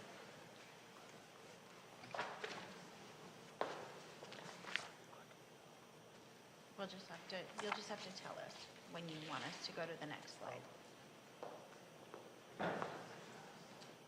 Wait, just tell us. Just go next slide. Yeah, just go next slide. Good evening, Mayor Shine, City Council members. My name is Patrick Tai, architect. It's a privilege to be here tonight, and thank you for the opportunity. I'd also like to thank planning staff for all their help over the past few years to get us to this point. The new six-story the new six-story building we built at the prominent corner of La Cienega and Santa Monica Boulevard. The shape of the lot is peculiar and challenging, and after many iterations and working closely with planning staff, neighborhood groups, and the Planning Commission, we've been able to make the site work to accommodate much-needed housing. 30 new residences will be provided, 4 of which will be designated affordable. The following diagrams demonstrate the composition of the building. The slide shows the overall massing on the site, a 15-foot easement on La Cienega, 2 levels of parking. The building is pulled back 10 feet at the west. Commercial spaces are located at the ground level. A void is introduced to break up the massing and for circulation. The affordable bonus allows for additional height. More articulation and modulation is provided to further enhance the massing. Common open space and green areas are provided. The building reads as 2 distinct masses separated by an outdoor open space. The fenestration of the building on the west is a pattern of alternating voids. At La Cienega, the elevation plays with the idea of layering of transparency from metal panels and louvered screens to large expanses of glass. The entry for the residents is celebrated with a trellis structure to lead one into the building. The pedestrian experience is enhanced along the boulevard. The site plan shows the peculiar footprint. The building is organized around the central outdoor circulation core. These are the plans of the building. The building is highly sustainable. It'll be LEED equivalent, exceeding the requirements of CalGreen and the WeHo Green Building Program. The elevations are varied and respond to various site conditions. Our landscape architect, Studio Gray Green, has developed a landscape design that consists of generous green areas provided at ground, second, and roof levels. And to conclude, a few more views. In short, our proposal is a straightforward building that is defined by its site, a timeless expression that uses the finest building materials with great attention to detail and will be built to the highest standard. Thank you. Thank you, Patrick. I just want to address some of the issues that were raised by the appellant. Staff has done a nice job in the staff report and here tonight on dealing with them. The first one is we have not withdrawn our application from the Planning Commission. We have not abandoned our application, nor is there any law that would mandate that we do so or that requires that we do so. You know, I think the opponents are misguided about the City Council's authority to act on appeal. This is a de novo hearing. That means that you hear all evidence in the record and any new evidence. The West Hollywood Municipal Code contemplated that this body can hear new or different evidence. Your options on appeal are not to simply approve or deny. You can approve in part or deny in part. That means that they contemplated, as a normal thing with an appeal, right? Somebody raises an issue, that project applicant has an opportunity to respond to that issue. This council, under the code, has the authority to impose new or different conditions. This is actually exactly what should happen in the appeal process, right? Someone should raise a concern, there should be a response to it, and then we should move on with our lives. And that's what we've done here, right? So there was concern about the 2 non-contiguous parcels. We said, okay, we don't need those for any required development standard, and so we took them out. We're not saying that we think the Planning Commission erred in any way. But we said, okay, we can give this up because it protects the city, it protects the community, and it protects the project, and that was important to us. I'm happy to answer any questions about concessions and waivers. I can talk about the density bonus all day long. With regards to the landscaping, if you actually look very carefully at the language in the site plan checklist, and I think it's a great idea to make sure it conforms to the code, what it says is that the landscape plan should be prepared by a design professional. And so our landscape plan is actually stamped by our licensed architect, and we actually have been also working with the landscape architect, excuse me. I'm going to answer questions. We submitted a pretty extensive letter that responds to the appeal points. I also submitted a letter today that's at the front and is before you that talks about the procedure. Thank you. I actually have a question for you. The affordable housing crisis is a really big deal in our city. And we really value as the creation of as many affordable housing units. We have a very long list of folks trying to get into affordable housing. Would you be willing to bump the affordable housing back to 5? I know a lot of my colleagues have brought this up, and I understand you're not under an obligation to do so. However, since the original project was 5 affordable units, and you're now before us, I'd like to ask if you're willing to do that tonight. So yes, we are not obligated, and because the base density, again, we are providing 20% of the base density. If it's the difference between approval tonight and not approval tonight, yes, I think we would, with the caveat that that would be a moderate income unit, not a very low or low income unit, and that's how it was at the Planning Commission. Okay. So I think that we would be willing to volunteer that in the interest of helping the city. Thank you so much. Councilmember Meister. Hi. I guess I'm going to ask you the question that I asked Doug. So can you explain to me how the unit size, average unit size went from 961 to 664? Yeah, so, and I know it's confusing. So the average unit size in the Planning Commission approved project is 961. The average unit size in the project before you tonight, which is the same project, is 961. Under the new state density bonus law, not only does it say you have to express the density bonus in units, the legislature said, oh, wait, we know there's jurisdictions out there like West Hollywood who don't have a density standard. They only have FAR standards. And so you have to figure out a way to apply the density bonus for density and then any other concessions. So what the statute says is, okay, so the developer creates a base project. And that base project is the project if you were to build based on the standards today. So for us, that would be a 2-to-1 FAR. We'd have to comply with the 45-foot height requirement, the setback requirement, all those things. So our architect developed that project, and it had 20 units, which was sort of a reasonable project for what could really be built there. Because of also the language in the state density bonus law, this new law, we have to ask for a concession, and it's not a concession based on what happened at the Planning Commission. It's a concession as between the base project and the project that's before you tonight. So don't get confused by what happened at the Planning Commission as it relates to average unit size, because that's irrelevant. So that's why there's. Does that answer your question?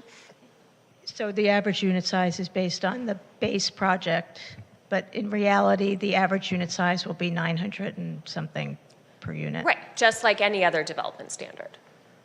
Okay. I have a question about the cost analysis.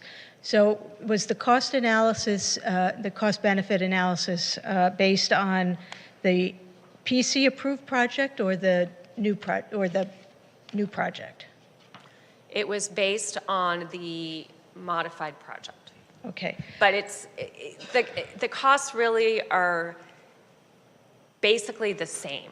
Like, in fact, because the only change, right, is that the non-contiguous parcels are not included, and so those were going to be like a dog park, right? So the new project is actually less expensive, or the updated project. It's not a new project. So I guess my question is, you have a wall on the northern corner. Mm-hmm. It looks like a tall wall, mm-hmm. where I guess it's possible that it will become a mural. I'm just wondering, doesn't it make sense that those units, if they had terraces and windows, that maybe they would be worth more? Because I don't think that our arts program requires a tall wall mural. I assume it's like 3% or something like that of what the project. It's 1%. 1% of what the project costs. So I mean, that could be done with a sculpture or something. I guess I don't understand the point of that blank I mean, big we're based. wall. Excuse me. We are reserving the right to come back at a future time if the billboard regulations change, if we decide to do public art there, right? We're not sure what's going to happen there at this point. So we wanted to make it clear that we may come back for something in the future, but at that time it's speculative. And I don't think it would change much in terms of the rent that you could get. Because the units on that side of the building still have a lot of light and air. And I could have Patrick come up and speak more to that if you'd like. Yeah, I was just looking at the cost, thinking about the cost that it could provide, higher revenue if there were actually views to the hills in that direction. So it would seem to me that it would be a smart economic decision, especially since billboards are not legal on Santa Monica Boulevard. So I just want to see if there's anything else right now.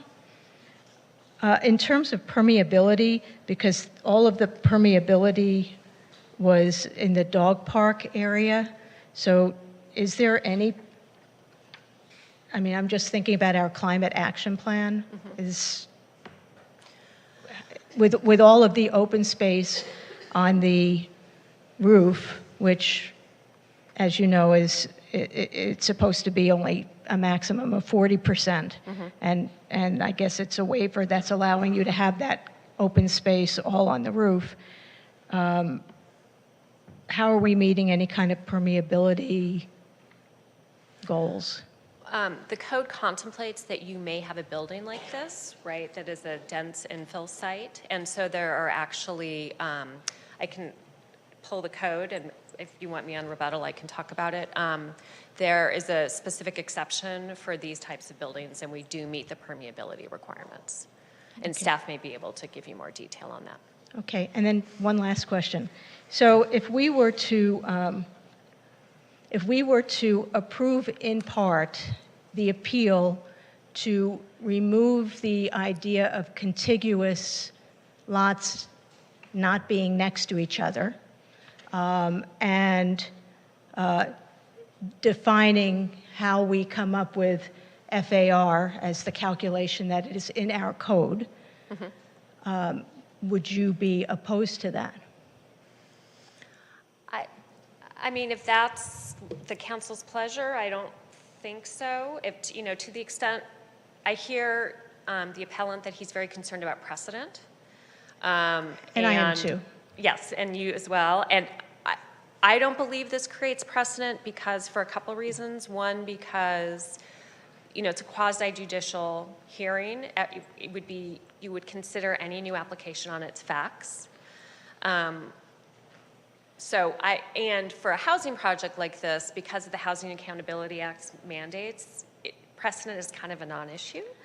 But if that's the council's pleasure, again, we don't think there was anything done wrong. If that's the council's pleasure, that's fine. With respect to the FAR, I think it's a non-issue for this project because we're using the city's definition of FAR. Okay, thank you. Thank you. Councilmember Heilman? I have no question. Councilmember Byers? No questions, thank you. Mayor Pro Tem? Okay, thank you so much. Thank you. We are going to receive public testimony from any persons in the audience who wish to speak on this matter. Each person may address the City Council for a maximum of 2 minutes, and if you haven't already, please submit your speaker slip to the City Clerk. Thank you, Mayor. Yes. We will start with our public testimony in chambers, beginning with Lynn Hoopengarner, to be followed by Amy Zvi.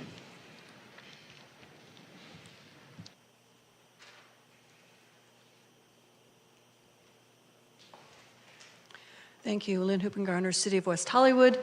I'm going to speak as fast as I possibly can for my 2 minutes. One, the FAR issue is not that a quantity of the FAR was waived. It is the fact that Planning Commission approved the change in the definition, excluding the circulation area from the definition of the FAR, and not specifically asking for a percentage of square footage of the FAR to be waived. And that is the issue in the application, okay? And that is the issue that should be granted because that is a categorical change in the actual code. It's not a waiver of a particular amount in the code. That's at point number one. My question is also, in the absence of this appeal, would the applicant be allowed to take the January 1 new code from the state, reduce the affordable housing, and submit a new project without this appeal? If this appeal had not happened, what would be the process for the applicant to come back and change the project to reduce the affordable housing? I think that's an important question to ask yourselves because this application was filed on October 31st. Normal process is that these come to council within a month or two. Instead, it's been 5 months, which has allowed the applicant to completely redesign their project, to squeeze in through that new code. And I do thank staff for finally giving us the side-by-side comparison. My question is, why wasn't that in the original staff report? It shows at least 9 substantive changes, which in my mind makes this a new project. I think Councilmember Meister has a good point, and as a minimum, the appeal should be granted on point 1, the parcels, and on part 2, the FAR, because those are the precedents that really matter here. And I agree with the applicant. The building's going to be built. Let's try and make it a good building. Let's try and get as much affordable housing out of it, and let's not start setting these precedents. Thank you. Thank you, Lynn. Amy Zvi to be followed by Steve Martin.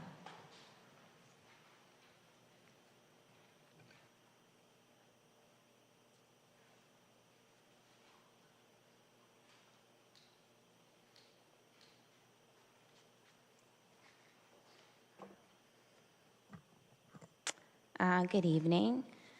My name's Amy Zvi. I'm the president of the HOA of West Knoll Condominiums. We are 500 feet from the proposed development site, and I've been a resident of West Hollywood for 25 years. I'd be remiss if I didn't express my disappointment with the process concerning 8500 Santa Monica. I've sat in on hours of planning commission meetings regarding this project, as well as the project across the street at 8555. And what it continues to feel like is utter exhaustion on behalf of the Planning Commission to the point that they've been beaten into submission. If you've listened to any of the meetings, it's painful. In fact, I recall in the last meeting, one of the members of the Planning Commission saying, well, I don't love this project, but I feel like I don't have a choice except for to vote for it. And to that I say, listen to your gut, it's usually right. Tonight, we've heard a lot of the terms used, concessions and waivers. Creating loopholes is a slippery slope. With each pending project, a small loophole can quickly become canon. Just look at what's happening to women's rights across the country. How can I make that comparison? Easily. It's the chipping away that creates precedent, no matter if we're talking about development, real estate, or even women's rights. So I ask City Council, is slamming a development project in just to get it off our collective plates the best way to handle this one? I ask City Council to look closely at the facts. Do the positives of the project outweigh the negatives? And more importantly, does creating precedent in order to build it make way for even more chipping away in this city's future? Listen to your gut. Thank you so much. Thank you, Amy. Our next speaker is Steve Martin to be followed by Rick Watts. Steve Martin, West Hollywood. Yeah, there's a lot of interesting precedent here that's not good, but that doesn't mean this project can't get built and won't be built. But we need to make sure that a process that has integrity is maintained. What we have here is not new evidence. What we have here is a new project based on new law, and there really needs to be a process for the public to be heard and for staff to analyze it and the commission to analyze it rather than for it to be brought up here. I would not call this group unsophisticated, perhaps overworked, but you know, the proper place for this to be looked at is the Planning Commission, where a lot of changes, including the reduction of affordable housing, the permeability issues, the rooftop, which is going to be you're going to hear a lot of that from the neighbors if this gets built. But what you should do is I do like what Lauren Meister said. We've all had a real problem with this concern about the non-contiguous lots. That's what initially tweaked my interest.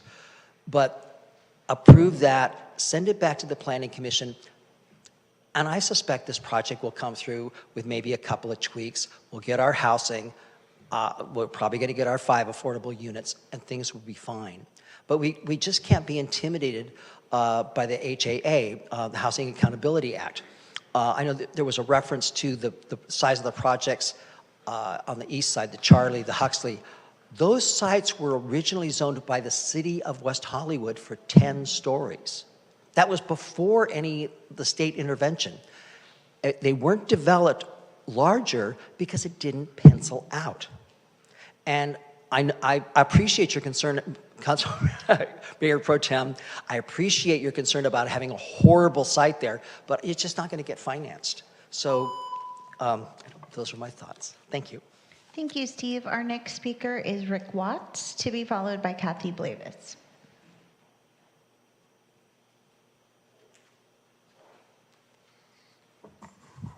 Evening, Council. Rick Watts, City of West Hollywood. I'd like to echo what Amy and Steve just said about the perils to process by creating new precedents, by just chipping away at things.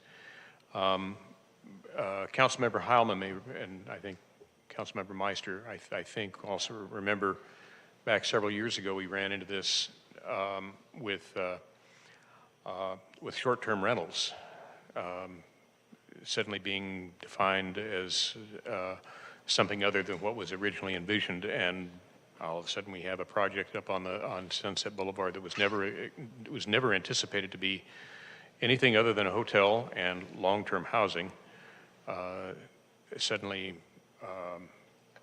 being a hybrid of short-term housing, which it's the camel's nose under the tent. So I think you really need to go through the process rather than amending the process to fit the project. I agree with Steve. I think this would probably, in some way, shape, or form, eventually be developed, be approved anyway. But it needs to go through the appropriate process. The other thing that maybe this has already been addressed previously, but a big concern to me as we go through time and look towards when a Metro Rail line hopefully extends under Santa Monica Boulevard, that whatever ends up on that entire intersection, I believe that intersection is contemplated as a potential subway stop, and we need to not do anything that's going to interfere with that, or at least whatever projects do get approved need to take that into consideration so that can happen when the time comes. Thank you. Thank you, Rick. Our final speaker in chambers is Kathy Blavis.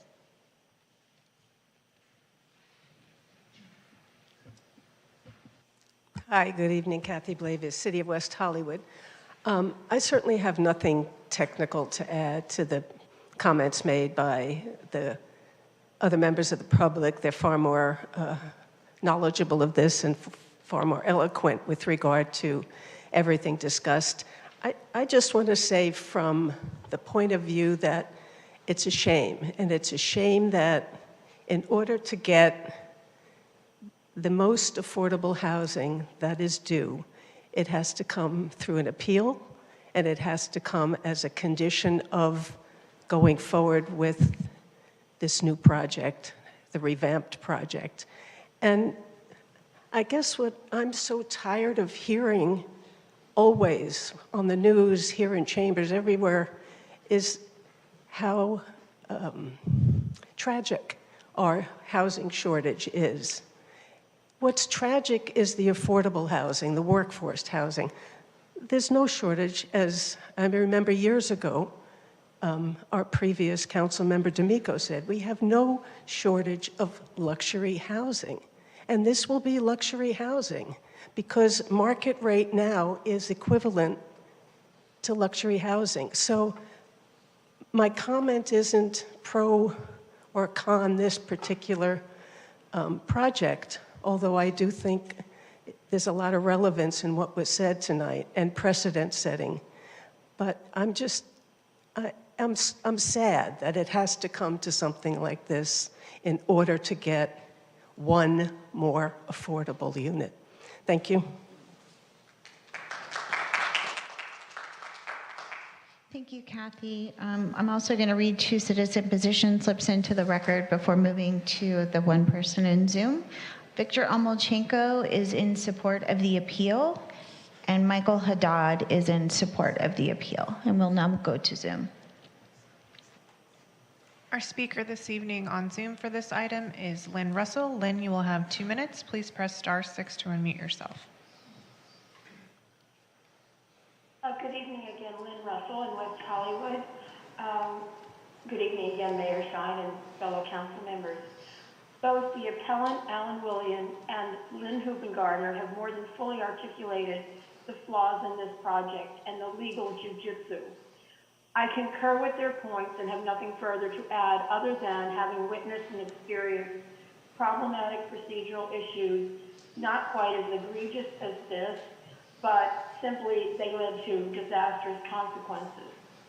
Others have spoken of this evening, and I feel it's always better to be full-fronted so the issues can be fairly resolved, and if it requires returning to the drawing board, so be it. It is important not to set an unfortunate precedent. Thank you so much. Thank you, Lynn. Mayor, those are all the public testimony we have this evening. There we go. Thank you. The appellant will have 2 minutes for rebuttal. Mr. Williams.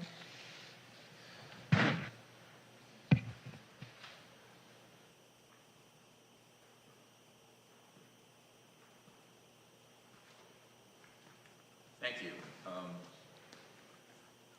I think there's still a problem.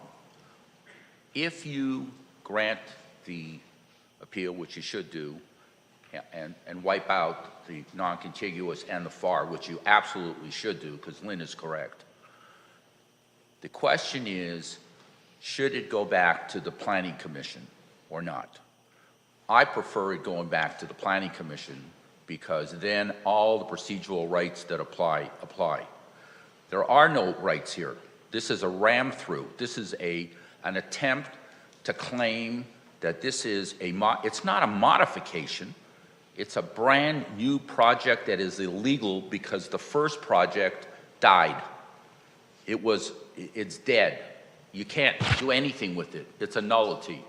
So the only way to do a legal action, which is simple in my mind, maybe I'm sophisticated about it, I've handled 50 lawsuits with regard to it, you go back to the Planning Commission and give it to them and let them approve it. Everybody in this room is saying, send it to them and let them approve it. No one's going to stop it. The problem is the illegality of what you're attempting to do and what they're proposing. And that is really the problem. It's not a modification. The term modification is a lie. There is no new evidence. There is no additional evidence. There's no conditions. None of that legally apply. What can apply is doing your job, which is granting the appeal, what your code says in 1976.03, that's what you got to do, and send it back to the Planning Commission. I understand that it's tough to do that and politically tough to do that, but it's legally the only thing that you can do. And once it goes back there, God bless you, let them do whatever they want to do with the Planning Commission. But what you're attempting to do is not legal without due respect. Thank you very much for your consideration. And I also think one more thing, I think you guys need a raise. After sitting through this tonight, I am absolutely goddamn convinced you guys need a raise. Mr. Williams, just before you sit down, and thank you for that, do my colleagues have any questions? No, you're good. Thank you. Or wait, Councilmember. For Lauren. Sure. Do you want to wait until the I can wait other till rebuttal? Okay. So now the applicant will have a 2-minute rebuttal. Thank you. We urge you not to send this back to the Planning Commission. You don't have to do so under the municipal code. The municipal code contemplates that modifications happen to projects. That's why the code is written in that way, right? This body, I believe, you could ask your city attorney, could on your own, if we had showed up with the project with the 2 non-contiguous parcels, one of you could say, I want to condition it so you take those away, right? It's the same thing. We will voluntarily provide the moderate income unit tonight. We're happy to do that. If we go back to the Planning Commission, I think we're going to stick to our guns that the base project is 20 units and 20% of 20 is 4. Housing production is slow. It's expensive. This project this is a fairly straightforward project in many ways. The granting concessions and waivers as mandated by state law does not set precedent. We are not asking for concessions or waivers that are outside the law, right? So we urge you to please, however you want to structure the approval and denial as it relates to the appeal. I think that's it. Thank you. Thank you. Any questions? Yes, Councilmember Meister. So where did we land on the number of affordable units? So tonight we will volunteer to provide 1 more moderate income unit. So it would be the same as the project that was approved by the Planning Commission. Okay, thank you. Any others? Okay, thank you. Councilmember Meister, do you have a question for the city attorney? I almost forgot it. Lauren, I know that there's a limit on the number of meetings that a project can go through based on the AHA law, but if an applicant changes the project, that it's not the city making that change, so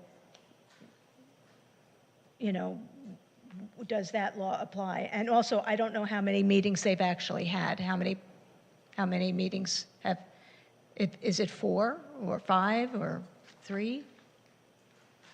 This evening's meeting would constitute the third. So there's still a possibility of 2 more meetings then, based on, okay. Our code does not specify what constitutes a new project. I know that throughout the planning process, it is very common for applicants to change different aspects of it as it's going through the entitlement process. The state law has a threshold of 20%. If the project changes by 20%, this is in the Housing Accountability Act, 65589.50. It says it uses a 20% threshold. So if an applicant is going through the process, they got a preliminary application, they're vested in the rules that are in place. If they choose to change it by 20%, the state law would say you have to come back and reapply. So that's a benchmark we can use. It's an analogy we can use for when the state would consider it to be a new project. I guess it begs the question, has the project changed more than 20%? Asking staff. Well, I can read the statute because it says a housing development is revised following submittal of a preliminary application such that the number of residential units or square footage of construction changes by 20% or more, exclusive of any increase that results from the density bonus incentive concessions waivers or similar provisions. That's correct. The answer is no. Okay. I have a question for the city attorney as well. Can you address the precedent issue and what your guidance is and how you come up with that, please? Sure. Couple things. First of all, in the appeal ordinance, it does say that once an appeal is filed, an action of the Planning Commission appealed to the City Council shall not become effective unless and until final action by council. So the Planning Commission's resolution is not a final action. It has been appealed, so the matter is now before you. So any concern that the Planning Commission's ruling on the contiguous lots, that's never going to be a final adopted resolution on this project because it's now up on appeal. Because the applicant and I actually want to say one other thing. The project hasn't been changed. The applicant is asking for your permission to change the project as part of this appeal and would be memorialized in a resolution if you adopt one tonight. So it's, because the applicant is requesting those changes, the original waiver on the FAR, which was changing the definition of how FAR is calculated, and the contiguous parcels are no longer part of the request. And so your resolution would not be memorializing, I suppose, approval or stamping approved those two specific aspects of the project. With respect to precedent, I hear what everybody's saying, and it's a concern that if something has come through before, people say someone can do it again. But every land use application is reviewed in a quasi-judicial hearing based on the evidence and the facts and the specifics of that particular project. So you can't say because something was approved in one particular project, it's automatically going to be approved some hypothetical project down the line, because each land use application is reviewed based on the evidence before the decision maker at that time, the facts and circumstances. If you want to include some sort of language to make it clear that those elements are not precedent setting, for the record, so future applicants in the future might realize that, I think we could probably come up with some language to include in a resolution to make that abundantly clear to future applicants, but I don't think, because the Planning Commission ruled a certain way, that years from now people can rely on that because it's not an adopted resolution anymore. Sure. But, Lauren, so if we approve the appeal in part specifically about those two items, that would be the language, right? I mean, we are sending a message then to staff, et cetera, that is not something that we want to see happen again. Yeah, I think you could articulate it in a way. I mean, if you find legal error in the Planning Commission's decision, that's what approving the appeal would be. So I think there's some way to find language to make clear what the council's message is. I'm not sure if you find legal error, and we haven't heard your deliberation yet, so I don't know exactly where the council members are landing all of that. But I think we can address it in a resolution and make clear what you want to communicate. Thank you. Are there any more questions from my other colleagues? No? Okay, then at this time, I will now close the public testimony portion of this public hearing. We will now move on to City Council deliberations. Would any of my colleagues like to begin the discussion? Councilmember Heilman? Sure. Well, first I'd like to thank everyone who came out, the applicant and the appellant who came out, and all the other speakers. As I review the appeal, there are changes that have been made from the project that was approved at the Planning Commission, and that's fairly common. I have observed that on numerous occasions where a project was approved at the Planning Commission and then appealed, and during the appeal process, the applicant may have reached an agreement with neighbors or has made a change, and by the time it comes to the council, certain changes have been made. So the fact that the applicant here has made changes or has proposed changes is not surprising to me. Secondly, I don't believe this is a new project that has to be refiled. When I look at the project, it's essentially the same size, the same number of units that were approved at the Planning Commission.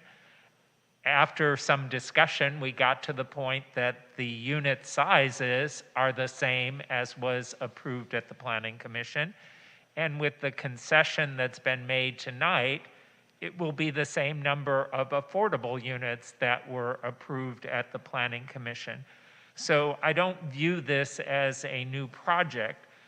There were changes in state law that the applicant took advantage of, which they're perfectly entitled to do under state law.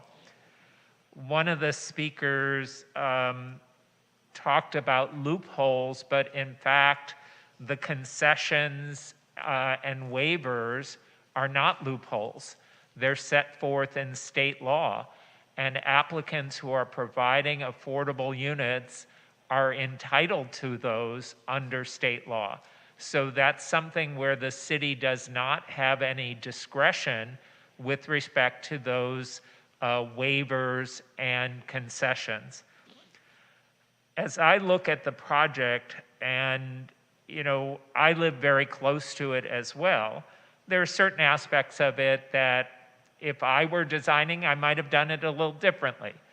But in terms of a project that's providing housing for the community, it's a relatively modest project, 30 units of housing with 5 units that are affordable. It's a very attractive design overall. I don't really see any reason for denying the project.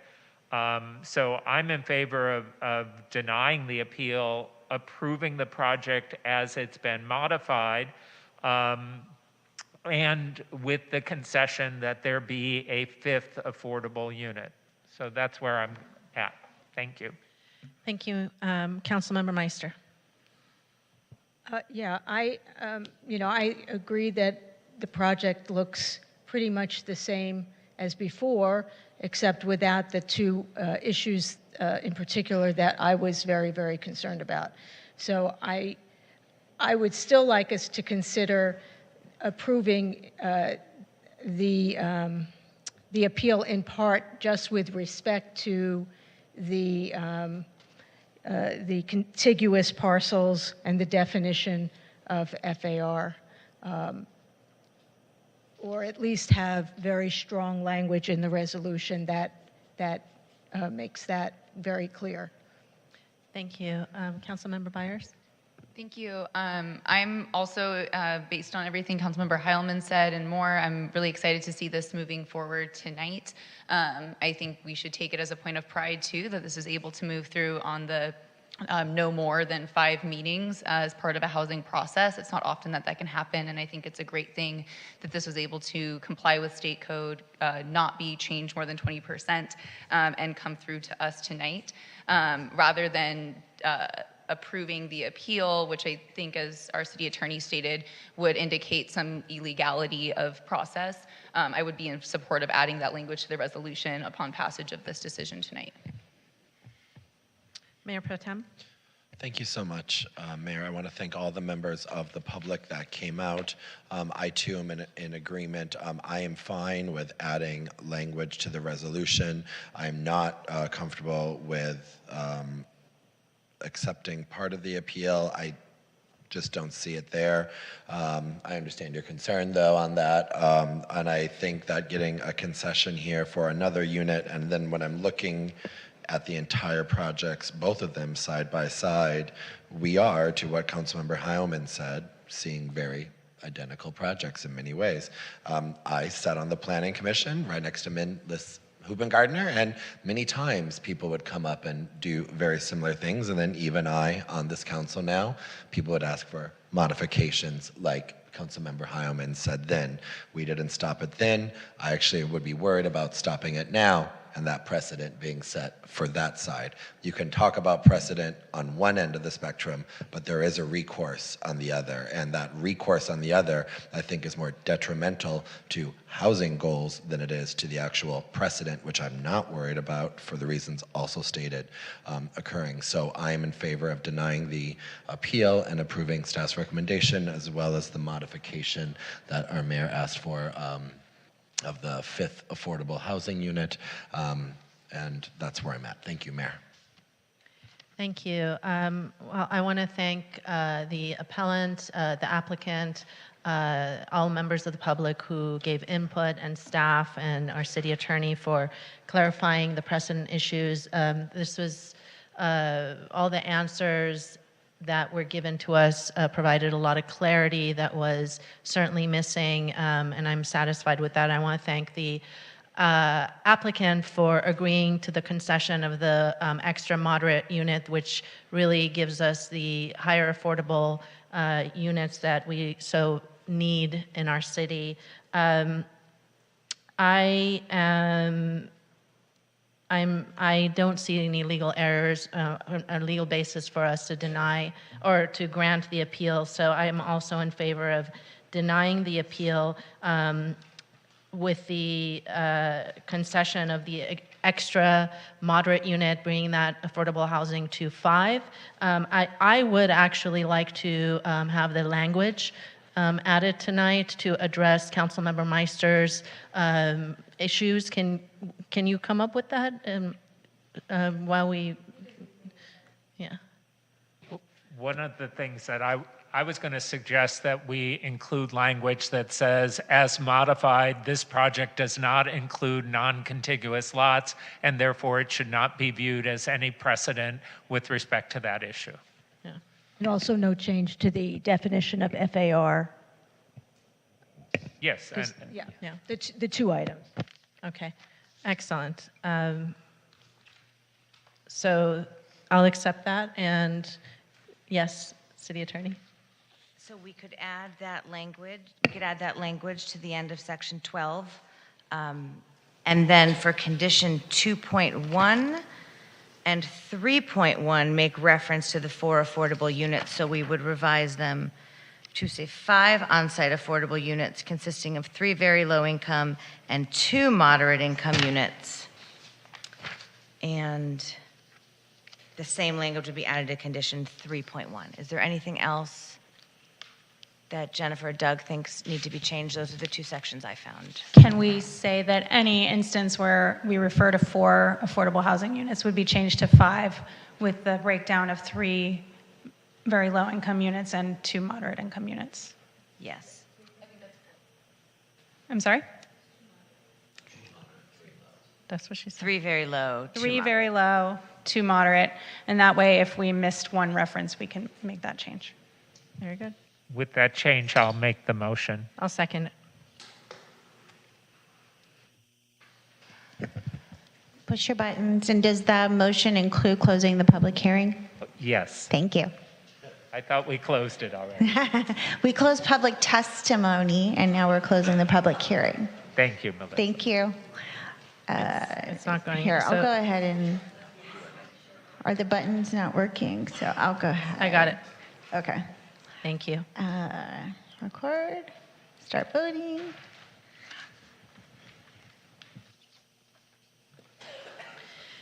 Thank you very much. At this time, we're going to take a 10-minute break and then resume.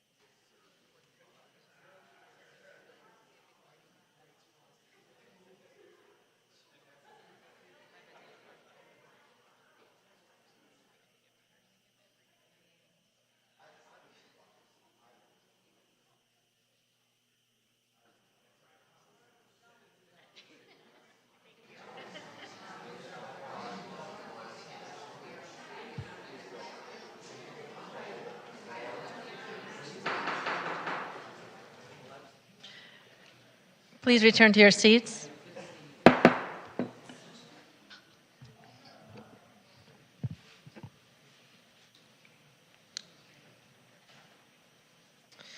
We are now moving to unfinished business, to 4A, City of West Hollywood Historical Context Study.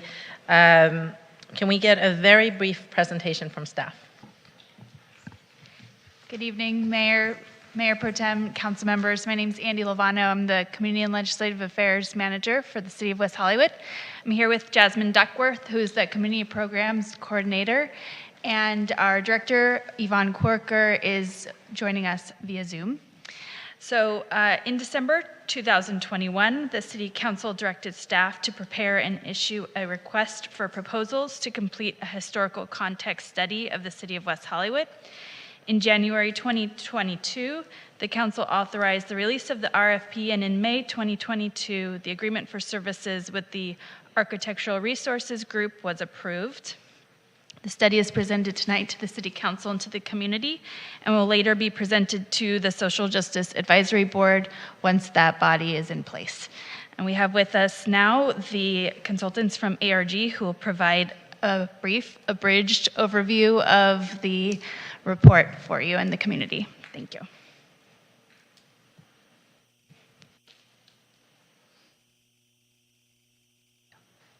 Thank you, Jasmine. Good evening. My name is Alicia Paluchek. I'm architectural historian and preservation planner with ARG. I will give you a very brief overview. I can't hear you. Yeah, is your mic on? It should be on. Can you hear me better now? Yes, that's better. Thank you. Sorry about that.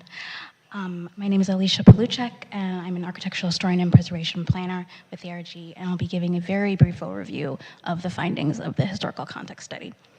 Next slide, please. So I'll start with a short project overview and then discuss the findings of the study. Next slide. The project kicked off last April. Research and community outreach were conducted in the spring, overlapping with the completion of the draft. We conducted extensive primary and secondary source research on not only West Hollywood specifically, but also the broader trends of racism and discrimination in the 20th century that would have affected those living or working in West Hollywood. As part of the project, we completed community outreach in the form of 2 listening sessions to inform the public about the project and solicit feedback. We also created a public comment form that the city hosted on its website to solicit feedback as well if residents wanted to do so. Next slide, please. The purpose of the project was completed, the project was completed as part of a broader effort to ensure racial and cultural equity in West Hollywood. It was to gain a better understanding of racial and cultural discrimination in what is now West Hollywood from the 19th century to the present day. Other aspects of the project included tracing West Hollywood's demographics through time and laying out how these trends have shaped West Hollywood. Next slide, please. I'll continue with a very brief summary of our findings. Next slide. The study focuses on both discrimination and racism in the 20th century. We also discussed demographic trends in what would become the city of West Hollywood and mapped demographics using census data, which was available beginning in 1940. We covered both public and private sector discrimination, including the effects of federal, state, and local discriminatory legislation, as well as discrimination in real estate, business, and housing. We also discussed the ways in which discrimination and racism were addressed over the course of the century through the civil rights movements and legislation. Lastly, we covered the ways that West Hollywood has taken action against discrimination since cityhood. Next slide, please. One of the complications that we quickly ran into was a lack of concrete evidence about discrimination in the historical record. There were a few exceptions to this, and we noted those when we could, but there were not many. This was not entirely surprising because we had to rely on primary sources such as newspaper records, which did not typically report instances of discrimination, or if they did so, it was in a way that was not always obvious. Therefore, we focused on general trends and policies that would have likely affected those living and working in West Hollywood based on what we know about its history and its demographics. This changed, of course, as the century progressed and following the civil rights movements. Instances of discrimination are reported more frequently, and we were able to document it more reliably as the century progressed. Next slide, please. Lastly, the study is intended to document what happened in the past in order to inform future actions. It does not provide any recommendations, but will inform the city's next steps to establish initiatives that will address racial, cultural, and social equity. It also complements recommendations put forth by the Social Justice Task Force. Thank you.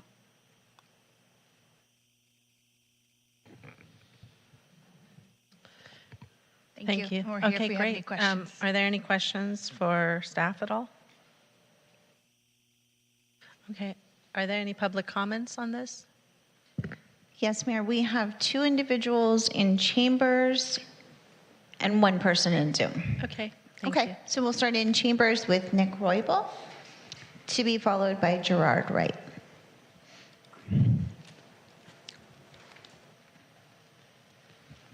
Again, Mayor Shine, Mayor Pro Tem Erickson, and Council. Thank you for all of your work. I think this is a very good step at diving in, right? We're diving in, and now we need to fill in. I've already read this 3 times. Thank you for the copy that the city has given me. January 16th, 1985, Councilmember Heilman, you were on the council. It was around 2 a.m. in the morning on Sunset Boulevard. There was a person walking down the street. 2 sheriffs approached this person. This person was identified as a man who wore a wig, who wore makeup, who had a purse. The sheriff said, "Hey, what are you doing?" The person didn't like being harassed, reached for a can of hairspray to show them all they had was a can of hairspray. The deputy pulled out a gun, shot him in the abdomen. Dead. That person was trans. January 16th, 1985. Councilmember Hellman, you might remember the story. You were interviewed along with the then mayor, Valerie, before she was federally indicted for stealing money that was supposed to be used for homeless and poor people from Crossroads. So this history of violence against the most vulnerable of our community has been taking place since the founding of the city, and it continues to this day. So I'm here looking at the through line. So that's when I said when we were just diving in, and this person, by the way, went unnamed for years. Nobody's ever talked about this trans person. I will just say their first name is John, but I think that was their birth name, so I don't want to speak out of turn. But we owe it to ourselves to know this history. And this is through the LA Times. And it's actually one of your sources I highlighted. Stephen Braun, who wrote about the LA Times, the city during those 3 years, the founding of the city, 84 to like 87. Thank you, Nick. Can you finish up in 10 seconds? Yep, that's it. Thank you again. Thank you. For the, yeah. Thank you. Thank you, Nick. Our next speaker is Gerard Wright.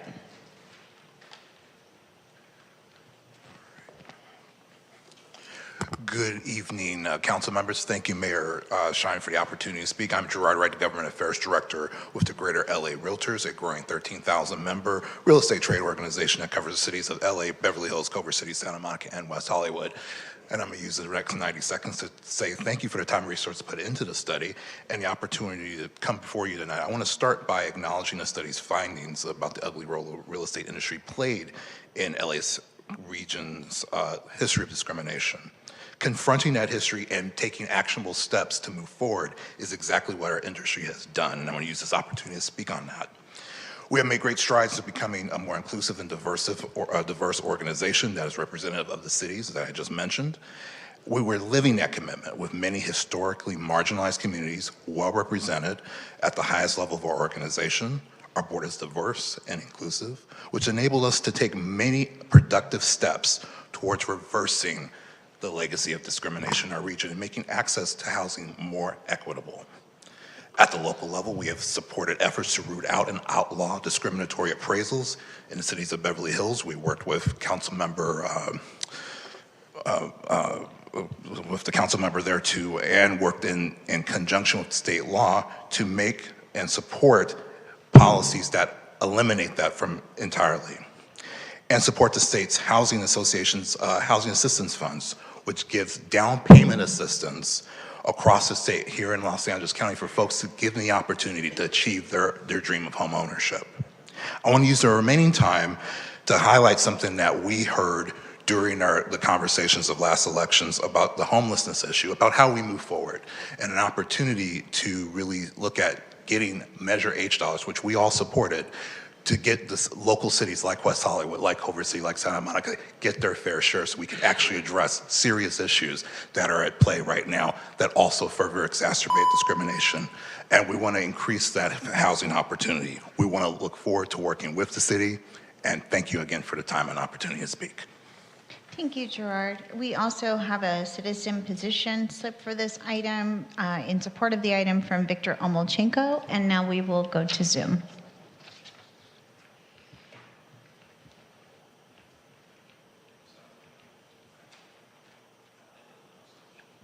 Our next speaker on this item in Zoom is Keith Kaplan. Keith, you will have 2 minutes. Please press *6 to unmute yourself.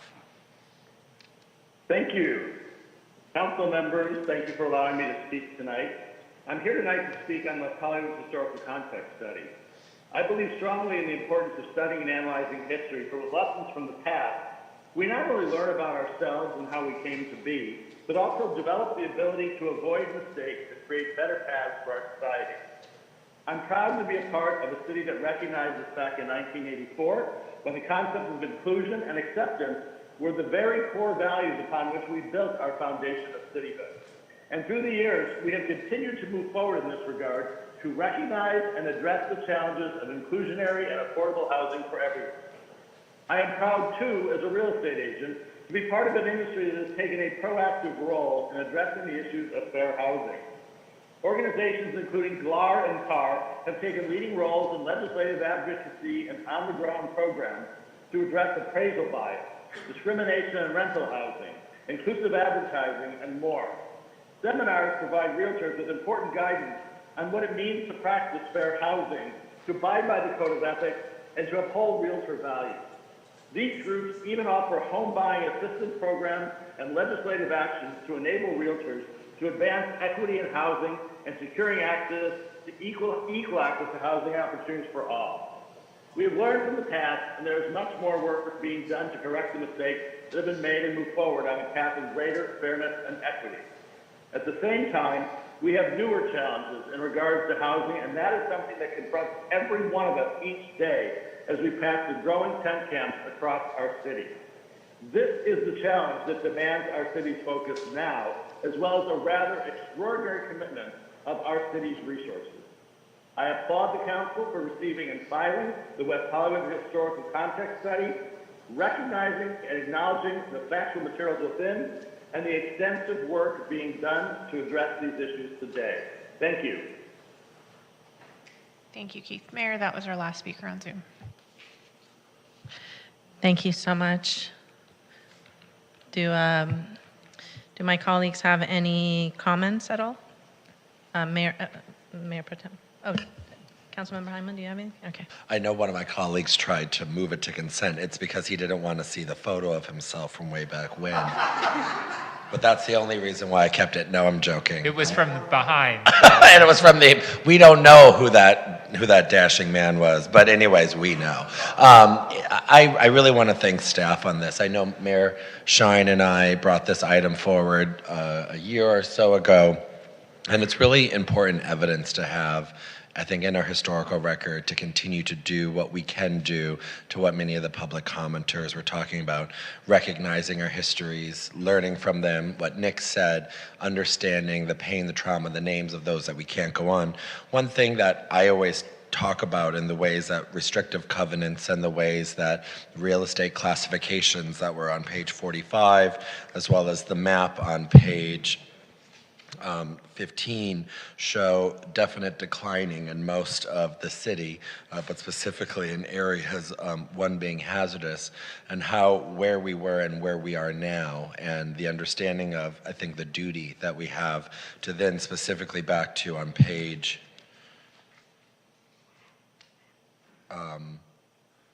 back on page 45, when we think about the ways in which our community could have been more diverse back then without even knowing it now, because of the ways in which restrictive and harmful real estate redlining, and I know those actions are being corrected through many ways, but the effects that those have had, I think, on our community as it is. We might not have known it now that our community could have been so diverse because many of us weren't alive back then, but understanding, I think, that promise to the future and what we have to do right now. So I'm really excited for where this project will go, and the staple in time for us to look back in 5-10 years to understand, did we make progress? Because if we're not making progress on these things, I am concerned for the future of this city, because we're nothing if we're stagnant, then we fail, I think, at the promise. So I just wanted to say that, but I'm really thankful to the work that you put into this, as well as for my colleagues, both present and past, and former, and whatever, for supporting this item. I think it's an important historical document. Any comments?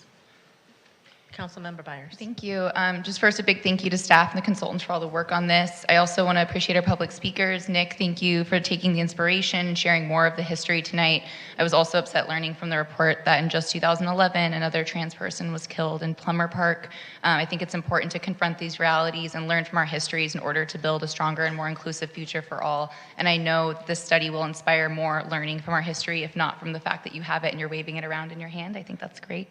I also want to appreciate the rep from Glare tonight who came to show and share how you're working to correct this course of history. It would be fabulous to hear from more partners in our community about the work that they're doing in this regard, and I think having this document is an opportunity to do more of that. I just also want to say I'm looking forward to the work of the Social Justice Advisory Board in furthering the recommendations that are a part of this. Thank you. Thank you. Well, my two colleagues addressed a lot of the things I was going to say. I'm really proud that Council approved the historical context study. It's really important to celebrate the incredible, amazing achievements that West Hollywood has had. And it's also really important to really be real about the reality of redlining and the inherent racism that was caused, and anti-Semitism, as we see in the historical context study, because that's a trauma that happened. It happened before the city of West Hollywood, and it continued to never be addressed, really, or studied until this study now has brought that to the light. I so appreciate all the public commenters this evening and the work that the real estate industry is doing to be a partner with us in continuing to dismantle the effects of racism. And I'm also very thankful of that, and I would love to know ways in which we can partner more. And it's okay to be authentic and admit when we were wrong in certain circumstances, or that an injustice happened. Because when we admit that injustices happen, the marginalized people that were affected by that injustice have healing. And it's not a you are blamed or this is blamed. It's about just saying, okay, this was an injustice. And now I'm so happy that the Social Justice Advisory Board exists in this city, or is going to exist soon. They're on a little break right now. So that we can continue to come up with ways in which we can heal and correct injustices in our incredible city and be better. So I also would love this to go to the advisory board and get their input and feedback to us. And thank you so much for staff's work on this and our consultant. I will say I'm sure that it's difficult to read in some ways and probably sparks up some trauma. And I just want to acknowledge that too. So that is it. And we can now move on to item 4B. And for this, we actually do not need this is a William S. Hart Park site improvements.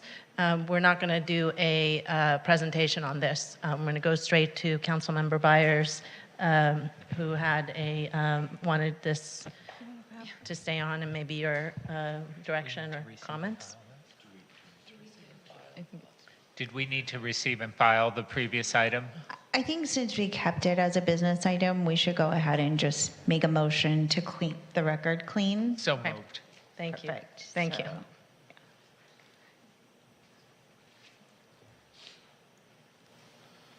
Thank you. Okay, 4B. Councilmember Byers. Okay, so I hope I can keep this really quick, and I'm very apologetic to keep staff longer when most of my colleagues are ready to put this on consent. But I noticed under the Phase 1 Concept, Design, and Improvement Plan Features and Components list, which begins on page 6, one item that is missing there and missing from other parks too that I'm hoping to correct is a water bottle refilling station. There's already an accessible drinking fountain on the list, which is different than a water bottle refilling station, and I think we should be providing both of those resources to community. And I didn't feel like I could just make that in council member comments. It had to be a full direction that would come from everybody since it's adding to the list. Everybody's nodding. Okay. That sounds Great. like we're good. Do we have any public comments on this item?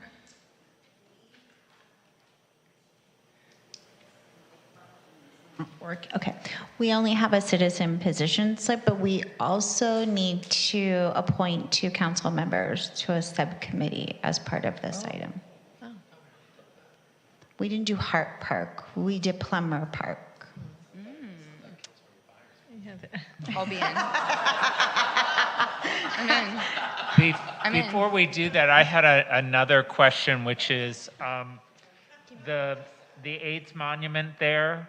Since we're doing an AIDS monument in the park, does it really make sense to have 2 of them? And I was part of the council when we had that monument, and it seems like you're recommending some changes to that as part of the Phase 1 improvements. I think we're looking at recommendations to highlight the monument if the intention is to keep the monument there. Of course, it's at the discretion of the council if they'd like to move forward without that.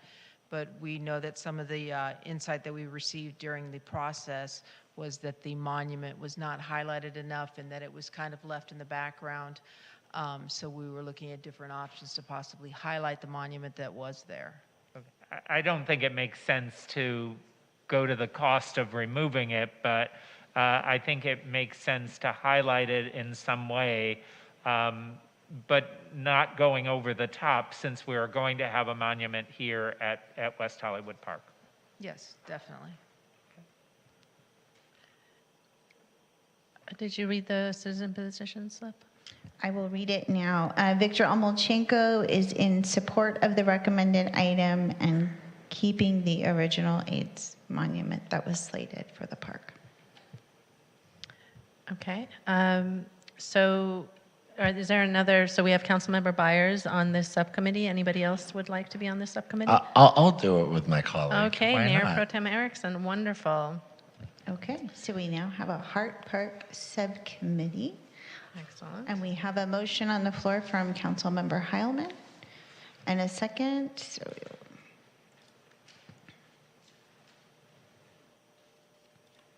And the motion passes. Excellent. So thank you very much. And we're going to move to item 4C, which is Commission and Advisory Board appointments and reappointments. I know Councilmember Heilman is not ready tonight. Councilmember Meister, are you ready for? You don't have any left. Councilmember Byers? I have 4 to make. Not all of mine will be done tonight either. So I'll get started. I'm going to appoint Margaret Mann to the Disability Advisory Board, Amber Whittington to the LGBTQ+ Commission, Mark Yusupov to the Business License Commission, and Joy Freiberg to Public Safety Commission. And I will have more appointments at the next meeting. Thank you. I do have some, and I first want to apologize to the council and to the community for not being on top of this. But as you know, I had COVID a couple of weeks ago, and I'm still Still not entirely back in the swing of things. So I am going to appoint to Business License Jordan Cockrum, to Human Services Commission Sam Borelli, to Public Facilities Richard Carlos, to Rent Stabilization Kellen Martz, to Russian Advisory Board Lubov Levitan, to Senior Advisory Board Nadia Sutton, to the Transgender Advisory Board Karina Samala, and to Women's Advisory Board Angela De Silva. Thank you. Mayor Pro Tem?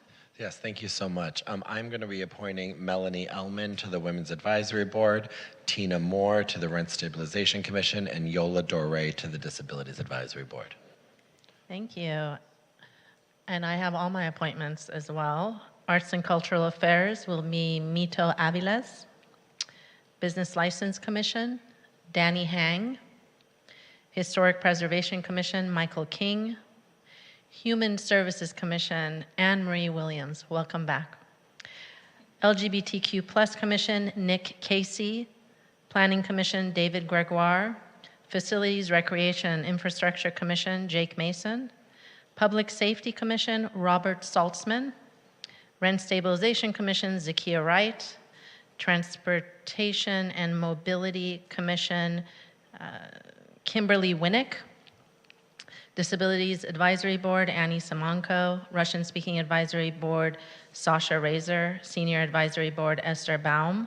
Transgender Advisory Board, Blossom Brown. And Women's Advisory Board, Stevie Hall. Mayor, did you do social justice? If you did, I missed it. Social Justice Task Force will be Shannon Martin. Okay. Thank you for Thank you. reminding me of that. Okay, any other direct appointments this evening?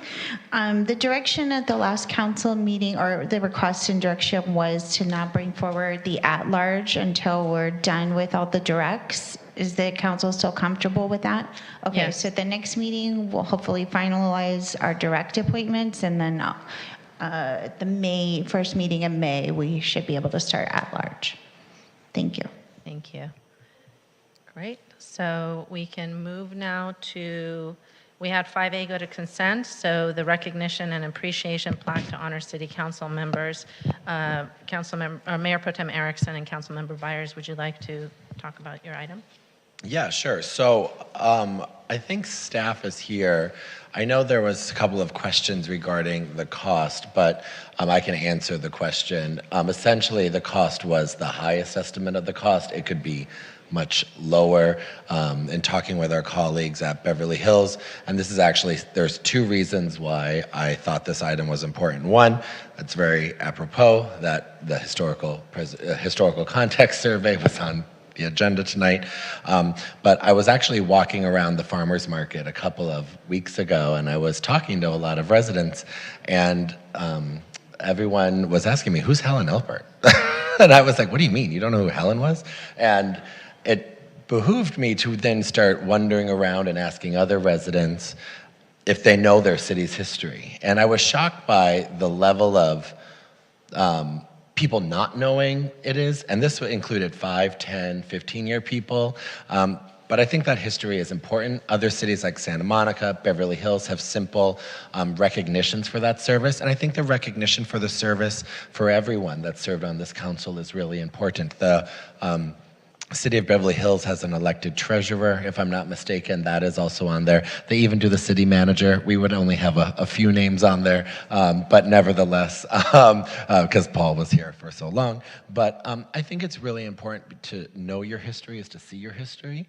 And I think that ultimately this is a way in which we can continue to recognize that in a small but humble and modest way. So people, when they see these names, they know their names. I know Nick, who's no longer here, mentioned the city's first mayor.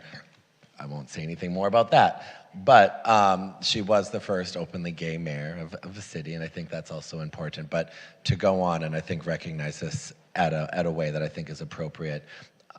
honors that service. So that was the item and the reason why I thought about it. And then when I was at National League of Cities in DC for less than 30 hours or however long I was there for, I started asking other cities across the country if they did stuff like this as well. And they were actually really shocked to understand like West Hollywood didn't have it as well. So I thought it was something that was timely, and so that is why I brought this item forward. I'm happy also to direct it to not be more than a certain amount of money. You know, I understand it could be the most, but I know this will come back through the process for what it will be. So that's why I did it, and Councilmember Byers, if you wanted to add anything else.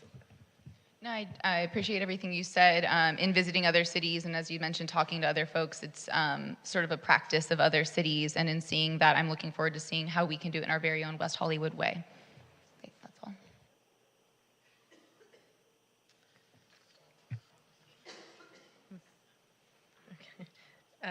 Well, I'd like to know if we have any public comments on this item. No, Mayor, we do not. Okay, so any comments from my colleagues? Yeah, I know that there were some comments that we received about this being, you know, self-indulgent and things like that, but I agree that we need to have a way of documenting our history as a city. And I don't know exactly how to do it. What they have in Beverly Hills seems very ornate and not very West Hollywood. So I think the item, and correct me if I'm wrong, is really direction to staff to research and to come back to us with options for how we can recognize that history. And if anybody wants to know about Helen Albert, I would be glad to share details about her. She was a wonderful retired teacher who was on our first city council. Councilmember Meister, do you have any comments? Yeah, I would just say let's start slowly with putting the names on the website to have it where we talk about the city of West Hollywood and add there, you know, what council members were in place at what times. And I would just agree with Councilmember Heilman that, you know, simple is better for me, and especially something like this. So, yeah, no golden cows. And Speaking we of probably, Passover. in our public information office probably has photos of every single city council from the time we were a city. So that could easily be uploaded and put on the website. I'm really interested to know what creative ideas staff can come back with, and I'm going to trust their way of making this West Hollywood. I just kind of foresaw maybe on West Hollywood Day something special happens in all the different channels that we can utilize. I don't know what, but that seems like an appropriate. I know we talk about the history of West Hollywood on West Hollywood Day, so that would be a good opportunity to do something. So I'm supportive of this, and we'll see what comes back to us from staff. You want to second your motion?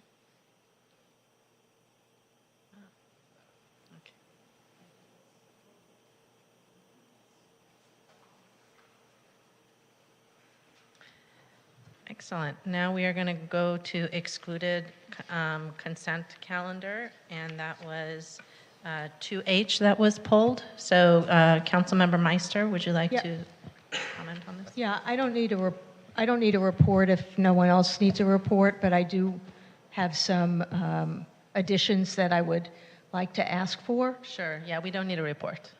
No report. No report. So, and I know that we talked about not doing this on consent, so that's why I pulled it. Okay. So a couple of things that I am interested in adding to this agreement for services is, first of all, nearly all, if not all, urban areas are LZ3, which is lighting zone 3.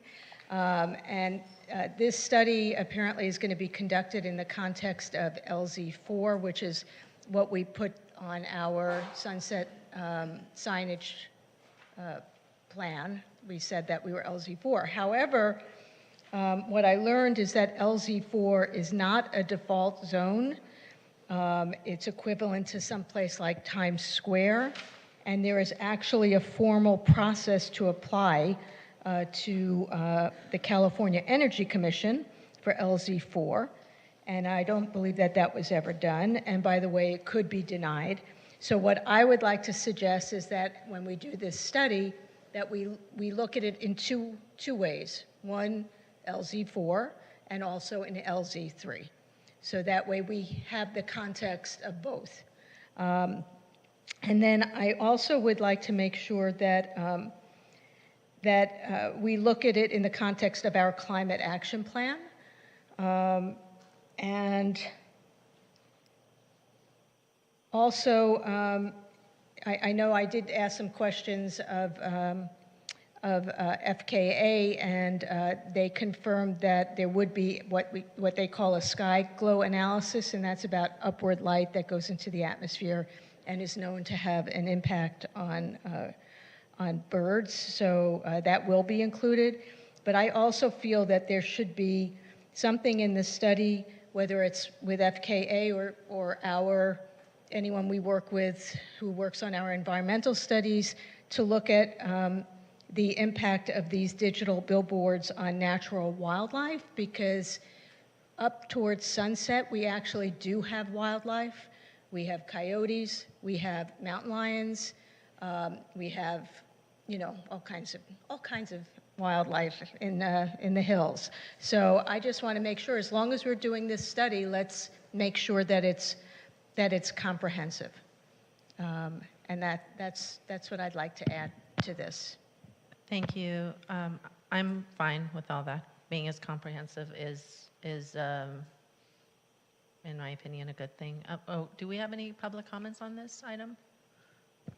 We do not. Okay. Any other colleagues have Well, any I just inputs? wanted to ask staff, the changes that have been proposed by Councilmember Meister, will that add cost to the study? Will it make it more challenging to complete this study? I would think so, yes. I think we have to go back to the consultant and get some further direction on scope and cost based on the direction we're getting tonight. So we'll do that. Would it be prudent, may I? Mm-hmm. Would it be prudent to table this then, for them to go back and then come back with the item with that understanding? Because I was prepared to approve it as is, but if this does add certain things and timing and everything like that, I think those are considerations we might want to weigh concurrently, but I see City. I mean, I know the consultant is online. Maybe they can say if it would be plus or minus 10% or something like that, or not.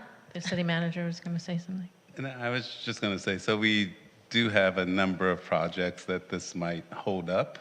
So if we are only adding things, I would suggest maybe approving this and then we can come back with an amendment.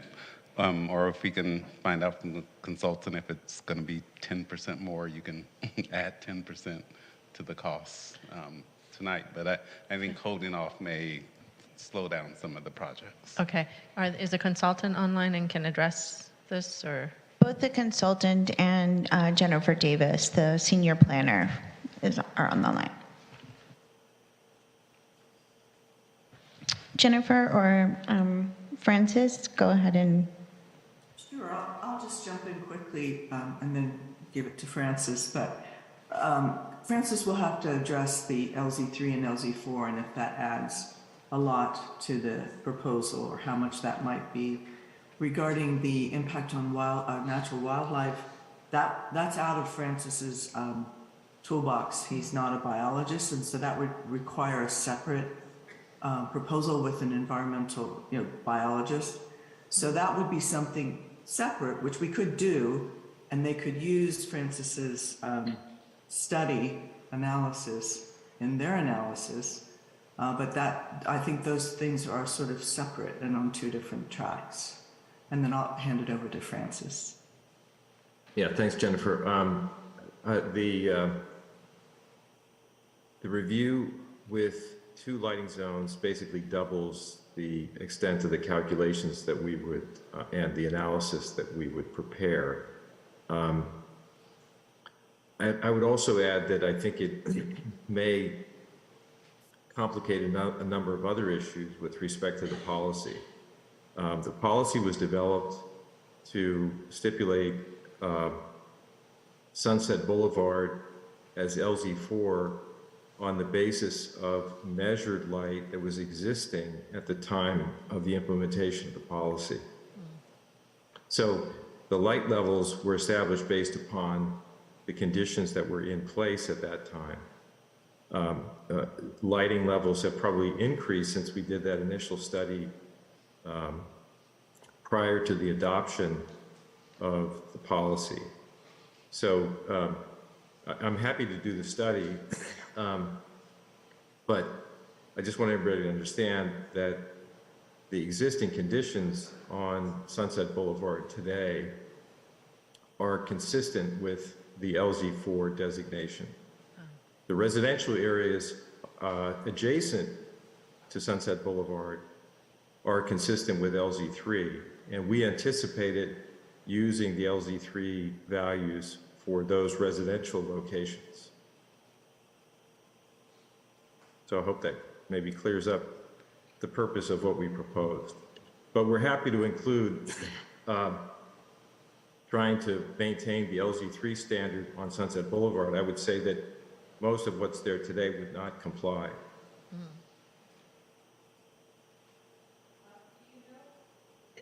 Francis, do you know why we don't have the, why we haven't done the formal process, or that may be a question for staff?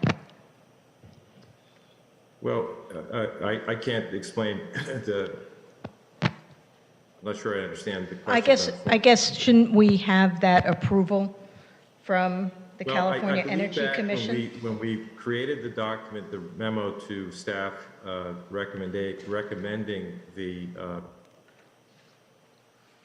adoption of LZ4, we did include the information from the California Energy Code at that time, and I believe the language at that time simply stipulated that it needed to be adopted by the local agency. I think the process may be more extensive or differently defined today, but I don't think there was anything missing from the adoption process. It was adopted by the City Council at that time. Right. I guess then the question is for you, Jennifer. Is this something that needs to go to the California Energy Commission? That is beyond my toolbox. Francis, do you know that? Well, I think again, the language today says that it should be submitted to the California Energy Commission. It doesn't really stipulate whether they have the right to approve it or disapprove it. And again, the basis of the recommendations prior to the adoption of the policy were based upon field surveys and data that we collected that showed that the existing lighting levels along Sunset Boulevard at that time were consistent with the definition of LZ4. So it wasn't an arbitrary adoption or decision. It was based upon the character and the existing conditions on Sunset Boulevard that existed prior to the adoption of the policy. So I mean, if you go I can't speak to the method of it being confirmed by the California Energy Commission. Okay. I mean, if you go to the California Energy Commission site, they don't have any city listed as Correct. having LZ4. So And that's... I know that it's not, they're not recommending or promoting the idea of using LZ4, except where it's appropriate or consistent with the conditions of the commercial and public use of that space. And I believe the definition of LZ4, if there's any place in the state of California that it would apply, it would be Sunset Boulevard. There are very few other locations that have the degree of entertainment and night activity that is consistent within the length of Sunset Boulevard. So I'm not saying I know where they intended it to apply, but if you read the text of it and you look at the illuminance values that are defined there, it's very consistent with the conditions that have existed on Sunset Boulevard for many years. Okay, well then, as long as the study addresses how digital billboards impact natural wildlife, and then the sky glow analysis, and I assume you're also looking at glare. We've talked about glare a lot. Yes, yes. Okay. That's part I of the saw study. that. I saw that in the report. Just want to make sure. Yeah. Okay. With that clarification, I'm prepared to move the item.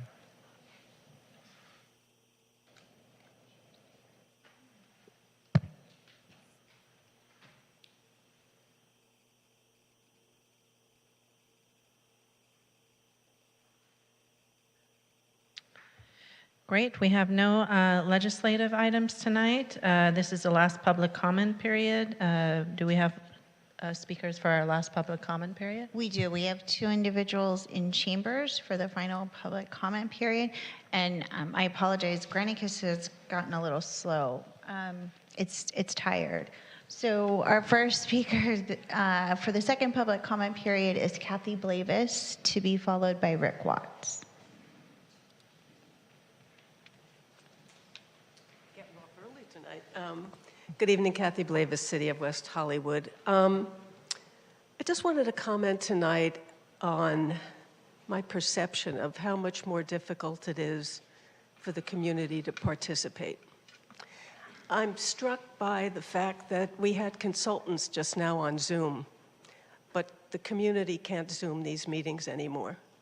The community has to be here in person. If you want to call from home, you have to call 10 minutes before the meeting starts, and you have to stay on the phone the entire time. You used to be able to call in per item. No offense to the proceedings this evening, but I might have left after the historic, gone home and called in. And what concerns me is that we pride ourselves on aging in place. And aging in place right now, for those who can no longer make it here, I'm not calling out any names, but the front row is pretty empty. We know who can no longer make it here. And it's not just for council meetings. I think in this day and age, every single one of our public meetings, every commission, every advisory board, should have the ability for people to be able to stay and age in their home and still continue to participate. So that really concerns me. It also concerns me, well, I want to give credit where credit is due. I was able to hear the meeting tonight because even though the batteries ran out on some of the, what we lovingly refer to as the Dobrins, the headsets, they do work much better than they used to. They're not as positional, but you have to be in the room. There's no ability for closed captioning anymore. So I think we need to get back to that in the room, and we need to come up to this century and let everybody be able to participate. Thank you, everyone, for your time tonight and my opportunity to speak. Thank you. Thank you, Kathy. Our next and final speaker is Rick Watts.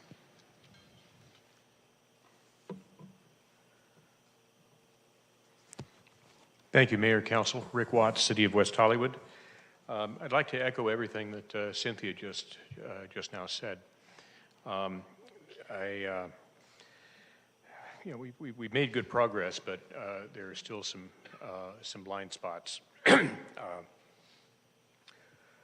We need to finish getting these appointments done, and preferably in a more timely manner than what they historically have been concluded in. Just last week, the Disabilities Advisory Board was unable to meet for lack of quorum due to a combination of vacancies,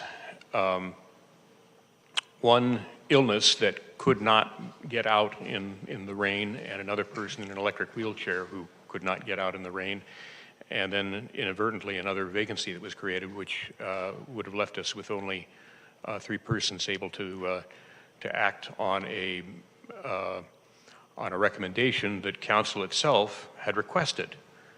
And that could have been remedied had Plummer Park 5 and 6 been set up to participate, for members to participate in Zoom per AB 24 49.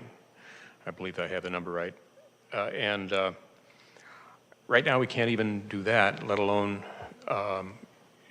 take advantage of our rights for reasonable accommodation under the Americans with Disabilities Act. So we just need to get this done in a quicker process, and we need to, wherever boards and commissions are going to be meeting, they need to be set up for the public as well as members who may be dealing with a temporary disability or illness to nonetheless be able to participate and in the conduct of the people's business. Thank you. Thank you, Rick. Thank you, Rick. We have one speaker in Zoom as well. Okay. Our next speaker in Zoom is Shane Nash. Shane, you'll have 2 minutes. Please press *6 to unmute yourself.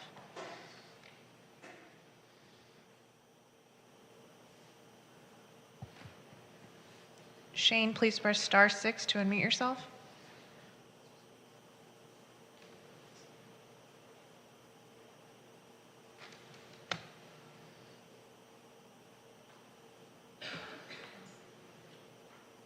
Shane, please press *6 so that we can take your public comment. Okay, Mayor, maybe at this time we move to council member comments, and if Shane's able to unmute, then we'll let you know. Sure, thank you. Okay, let's go ahead and move to council member comments, starting with council member Heilman. My comments are very brief tonight. It's Easter coming up, so I want to wish everyone happy Easter. It's also Passover this week, so hope everyone has a wonderful Passover. It's also Ramadan this week, so hope everyone is having a good fast and enjoy the holidays, enjoy the spring. Councilmember Meister. Thank you. In terms of attendance, I attended the Contract Cities ALADS dinner discussion with Sheriff Luna last week. I presented an introduction to business continuity planning to the Chamber of Commerce, and I participated in the Pet Mayor installation, and it was a howling good time. I also want to wish everyone a happy holiday. Thank you. Thank you, Councilmember Byers. Yes, in terms of meeting attendance, I attended the Clean Power Alliance Energy Committee, the Southern California Association of Governments, Safe Streets and Mobility Working Group, the National League of Cities Conference in Washington, D.C., the Contract Cities Dinner with Sheriff Robert Luna, and a series of fabulous award events, including the Stars of Design, the Women in Leadership, and the City of West Hollywood Employee of the Year Luncheon. Just want to quickly make a few comments. The Transgender Day of Visibility was last Friday, and in this city, we aim to find ways to realize this day every single day. A new report out of the Williams Institute finds that an estimated nearly 150,000 transgender youth and young adults ages 13 and older in the United States are at risk of being denied gender-affirming medical care due to enacted and proposed state bans and policies.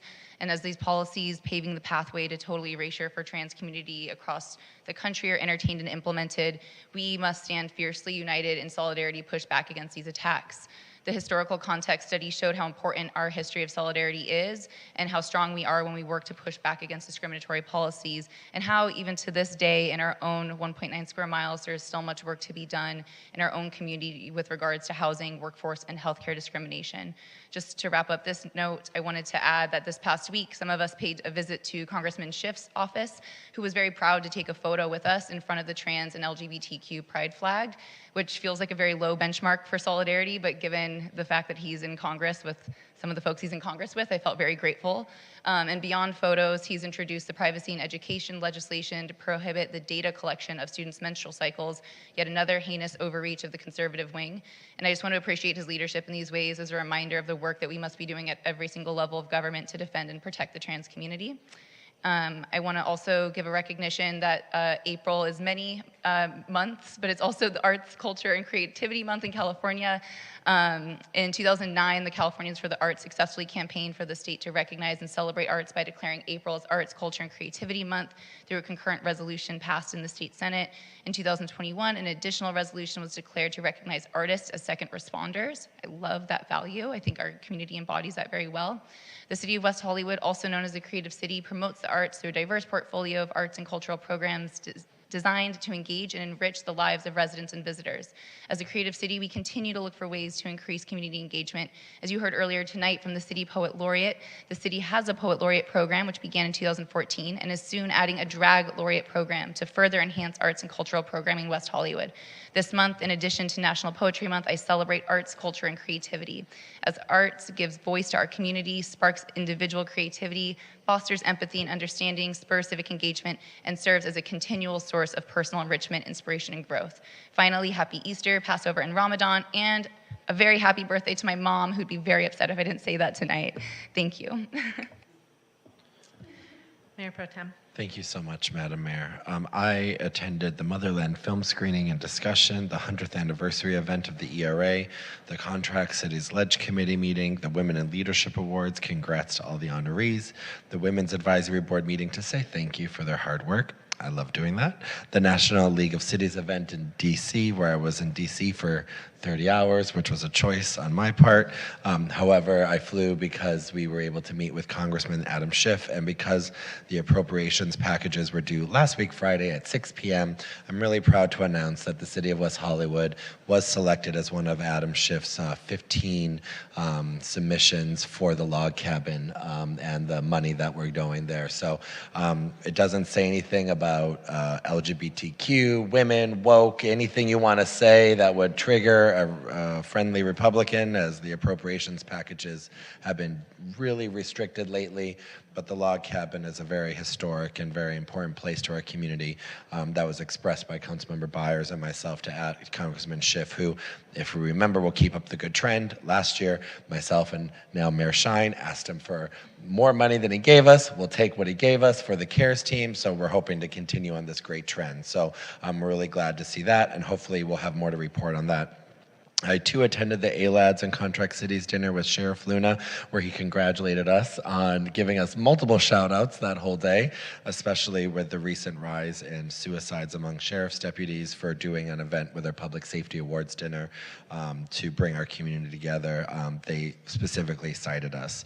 The Cal Yimby Ledge briefing for elected officials, I attended a ribbon cutting at YMLA, and I too was there to see Chloe, the Queen of WeHo, be installed, and Howell at her installation, and she was cute as a button.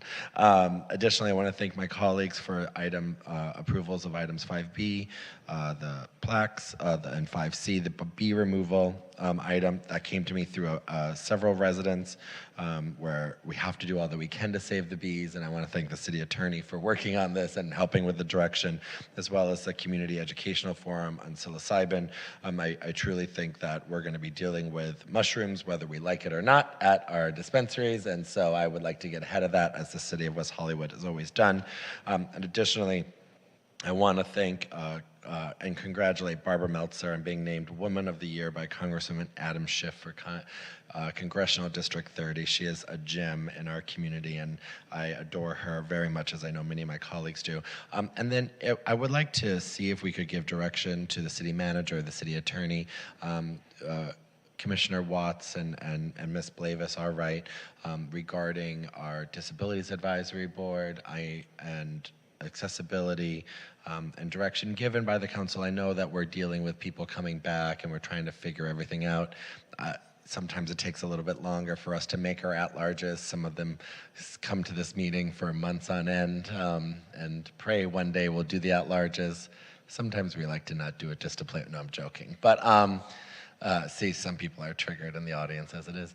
But I would like to get a report back in some way, shape, or form on if the Disabilities Advisory Board could meet in the council chambers. Rooms 5 and 6 in Plummer Park aren't really accessible. I believe they can't be broadcasted, Zoom-casted, whatever they can do. I know you're shaking your head. Yeah, I thought that was the answer. I don't know what we can do with our limited space, if we could go into the Aquatics and Recreation Center, but I would like to see that accessibility option be presented and hopefully brought up for our DAB and potentially our SAB. We want to give that all the care and attention we can give with that space. So I don't know legally what we're allowed to do now with the COVID pandemic flexibility gone. It's kind of back to the shebang of 2019. But if there's anything we are allowed to do, I would love for maybe us to have that conversation and for us to figure out how we could accommodate two of our most important boards and members of our community to make sure they're a part of the process. So however you want to bring that back, but that would just be direction if my colleagues don't have any hesitation to that. Okay, thank you. I want to just announce that the Black Women Lead Pop-Up Market is on Saturday, April 8th from 11 a.m. to 4 p.m. We invite you to visit the Black Women Lead Pop-Up Market in West Hollywood Park. This free event will feature Black vendors, panelists, and performers at the park. For more information on this free event, including RSVP details, please visit www.weho.org/calendar. I also want to wish everyone celebrating a happy Easter, lovely, peaceful Passover, and continued peace for Ramadan. What an incredible time of the year that three major religions and all the people that celebrate these traditions and cross over. It is an incredible time of recognizing unity and togetherness. I want to thank my colleagues for supporting 2S, a resolution to commemorate the victims of the Armenian genocide and to condemn mass atrocities and human rights violations against any people. There have been anti-Armenian pro-genocide flyers in Beverly Hills and most recently in Glendale. And I want to express our support for the Armenian community experiencing this hate. The flyers also act to create a divide between the Jewish community and Israel and the Armenian people. And I was glad to see that Jewish leaders have stood up to condemn these flyers, which are likely being created by the same people that have put anti-Semitic flyers in the region, including West Hollywood. So we must all stand together during this time of rising hate and know that the enemy is the rising hate and not let these acts divide us. Since our last council meeting, I attended the Cal City's LGBTQ caucus board meeting. I spoke at the International Women's Day rally at UCLA. I attended the Moms Against Poverty fundraiser and gave them a proclamation. I moderated the Motherland film panel after the screening. Went to the Elton John AIDS Foundation after party. It was a lot of fun. The LA County Woman of the Year luncheon. I was proud to be invited by Supervisor Horvath to that. That was lovely. I attended the City Playhouse Design Steering Committee meeting where my colleague, Councilmember Byers, led the meeting very well. I attended the Cal City's Governance, Transparency, and Labor Relations Policy Committee. I went to the Iran with Love fundraiser and presented them with a proclamation. I attended the White House Nowruz celebration. It was such an honor to represent West Hollywood as mayor in the White House. I'm so grateful, very, very grateful for that. I attended the Women's History Month 100th anniversary of the ERA event, the Women in Leadership Awards and reception, the grand opening of John Varvatos and gave them a proclamation, the National League of Cities Conference, of course the Pet Mayor installation and Picasso Pets event this weekend. And Chloe wanted to let everyone know that she appreciates everyone and she is going to do a positively good job as Pet Mayor. Now, as part of my comments at each council meeting, I've made it a priority to provide updates on the situation in the Islamic Republic of Iran in light of the protests that began in September 2022 following the death of Mahsa Amini, and these protests have now turned into a revolution. Updated figures on the number of people detained and executed have not been released publicly. Since the revolution known as Woman Life Freedom began taking place throughout Iran, it has sparked protests in many parts of the world. This movement continues to bring hope for change, create public pressure to help make the crimes of those in political power visible, and in turn provides a voice for the voiceless. The message of the Iranian people, as well as all Iranians that are part of the diaspora throughout the world, the majority is very clear. It is for an end to the Islamic regime and the atrocities they have committed for over 44 years on the people of Iran. And this Woman Life Freedom Revolution, the first woman-led revolution in the world,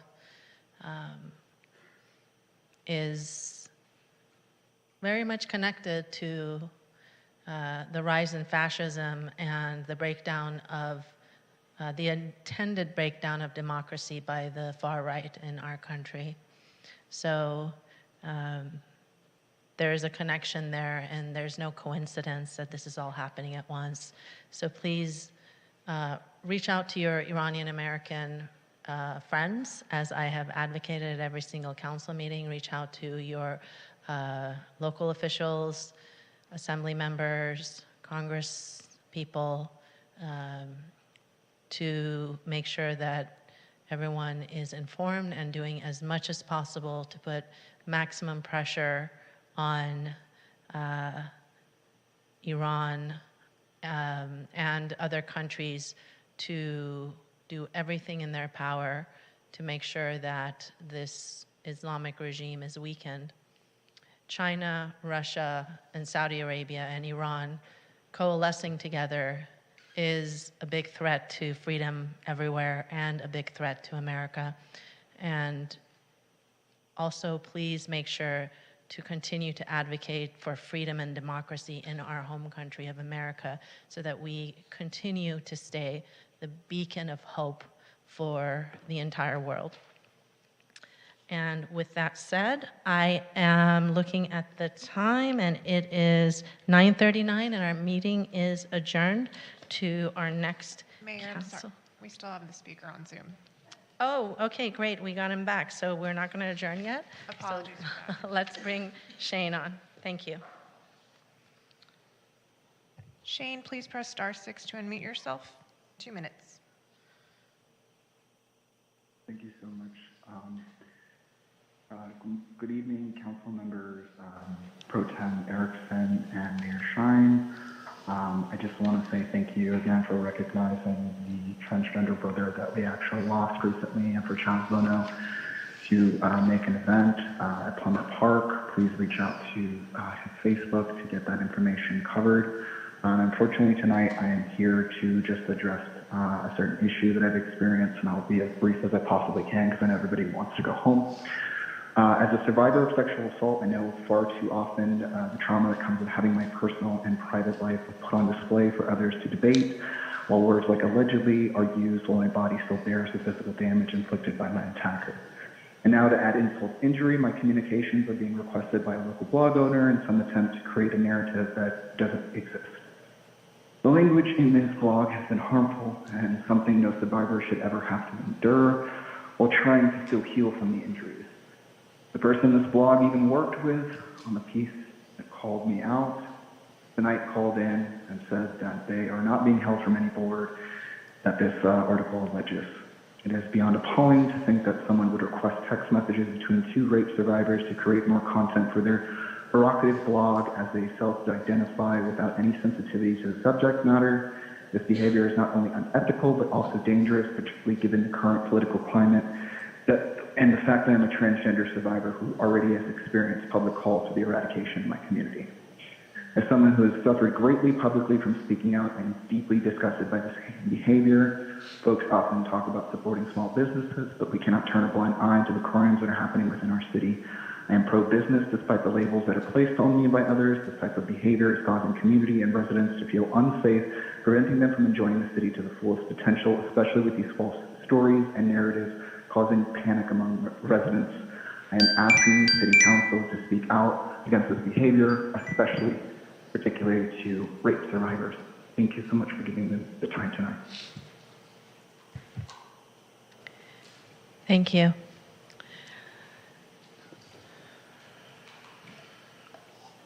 I would just like to say that the toxicity and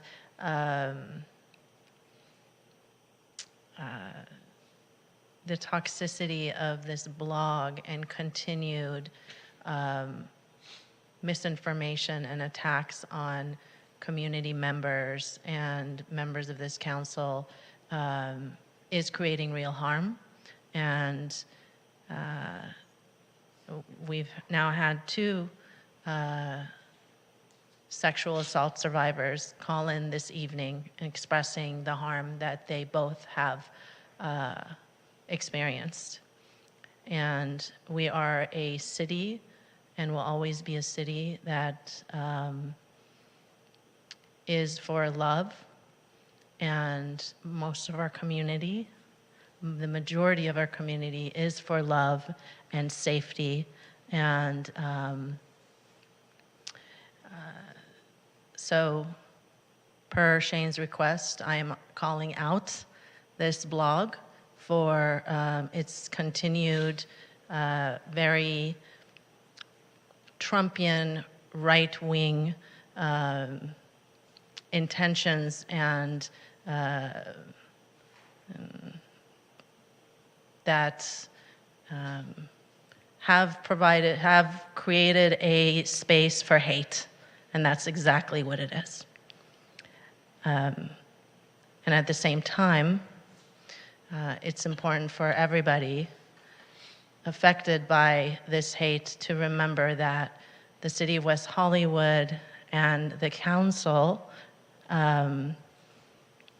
is very, very interested in continuing to be a city of love and safety for all.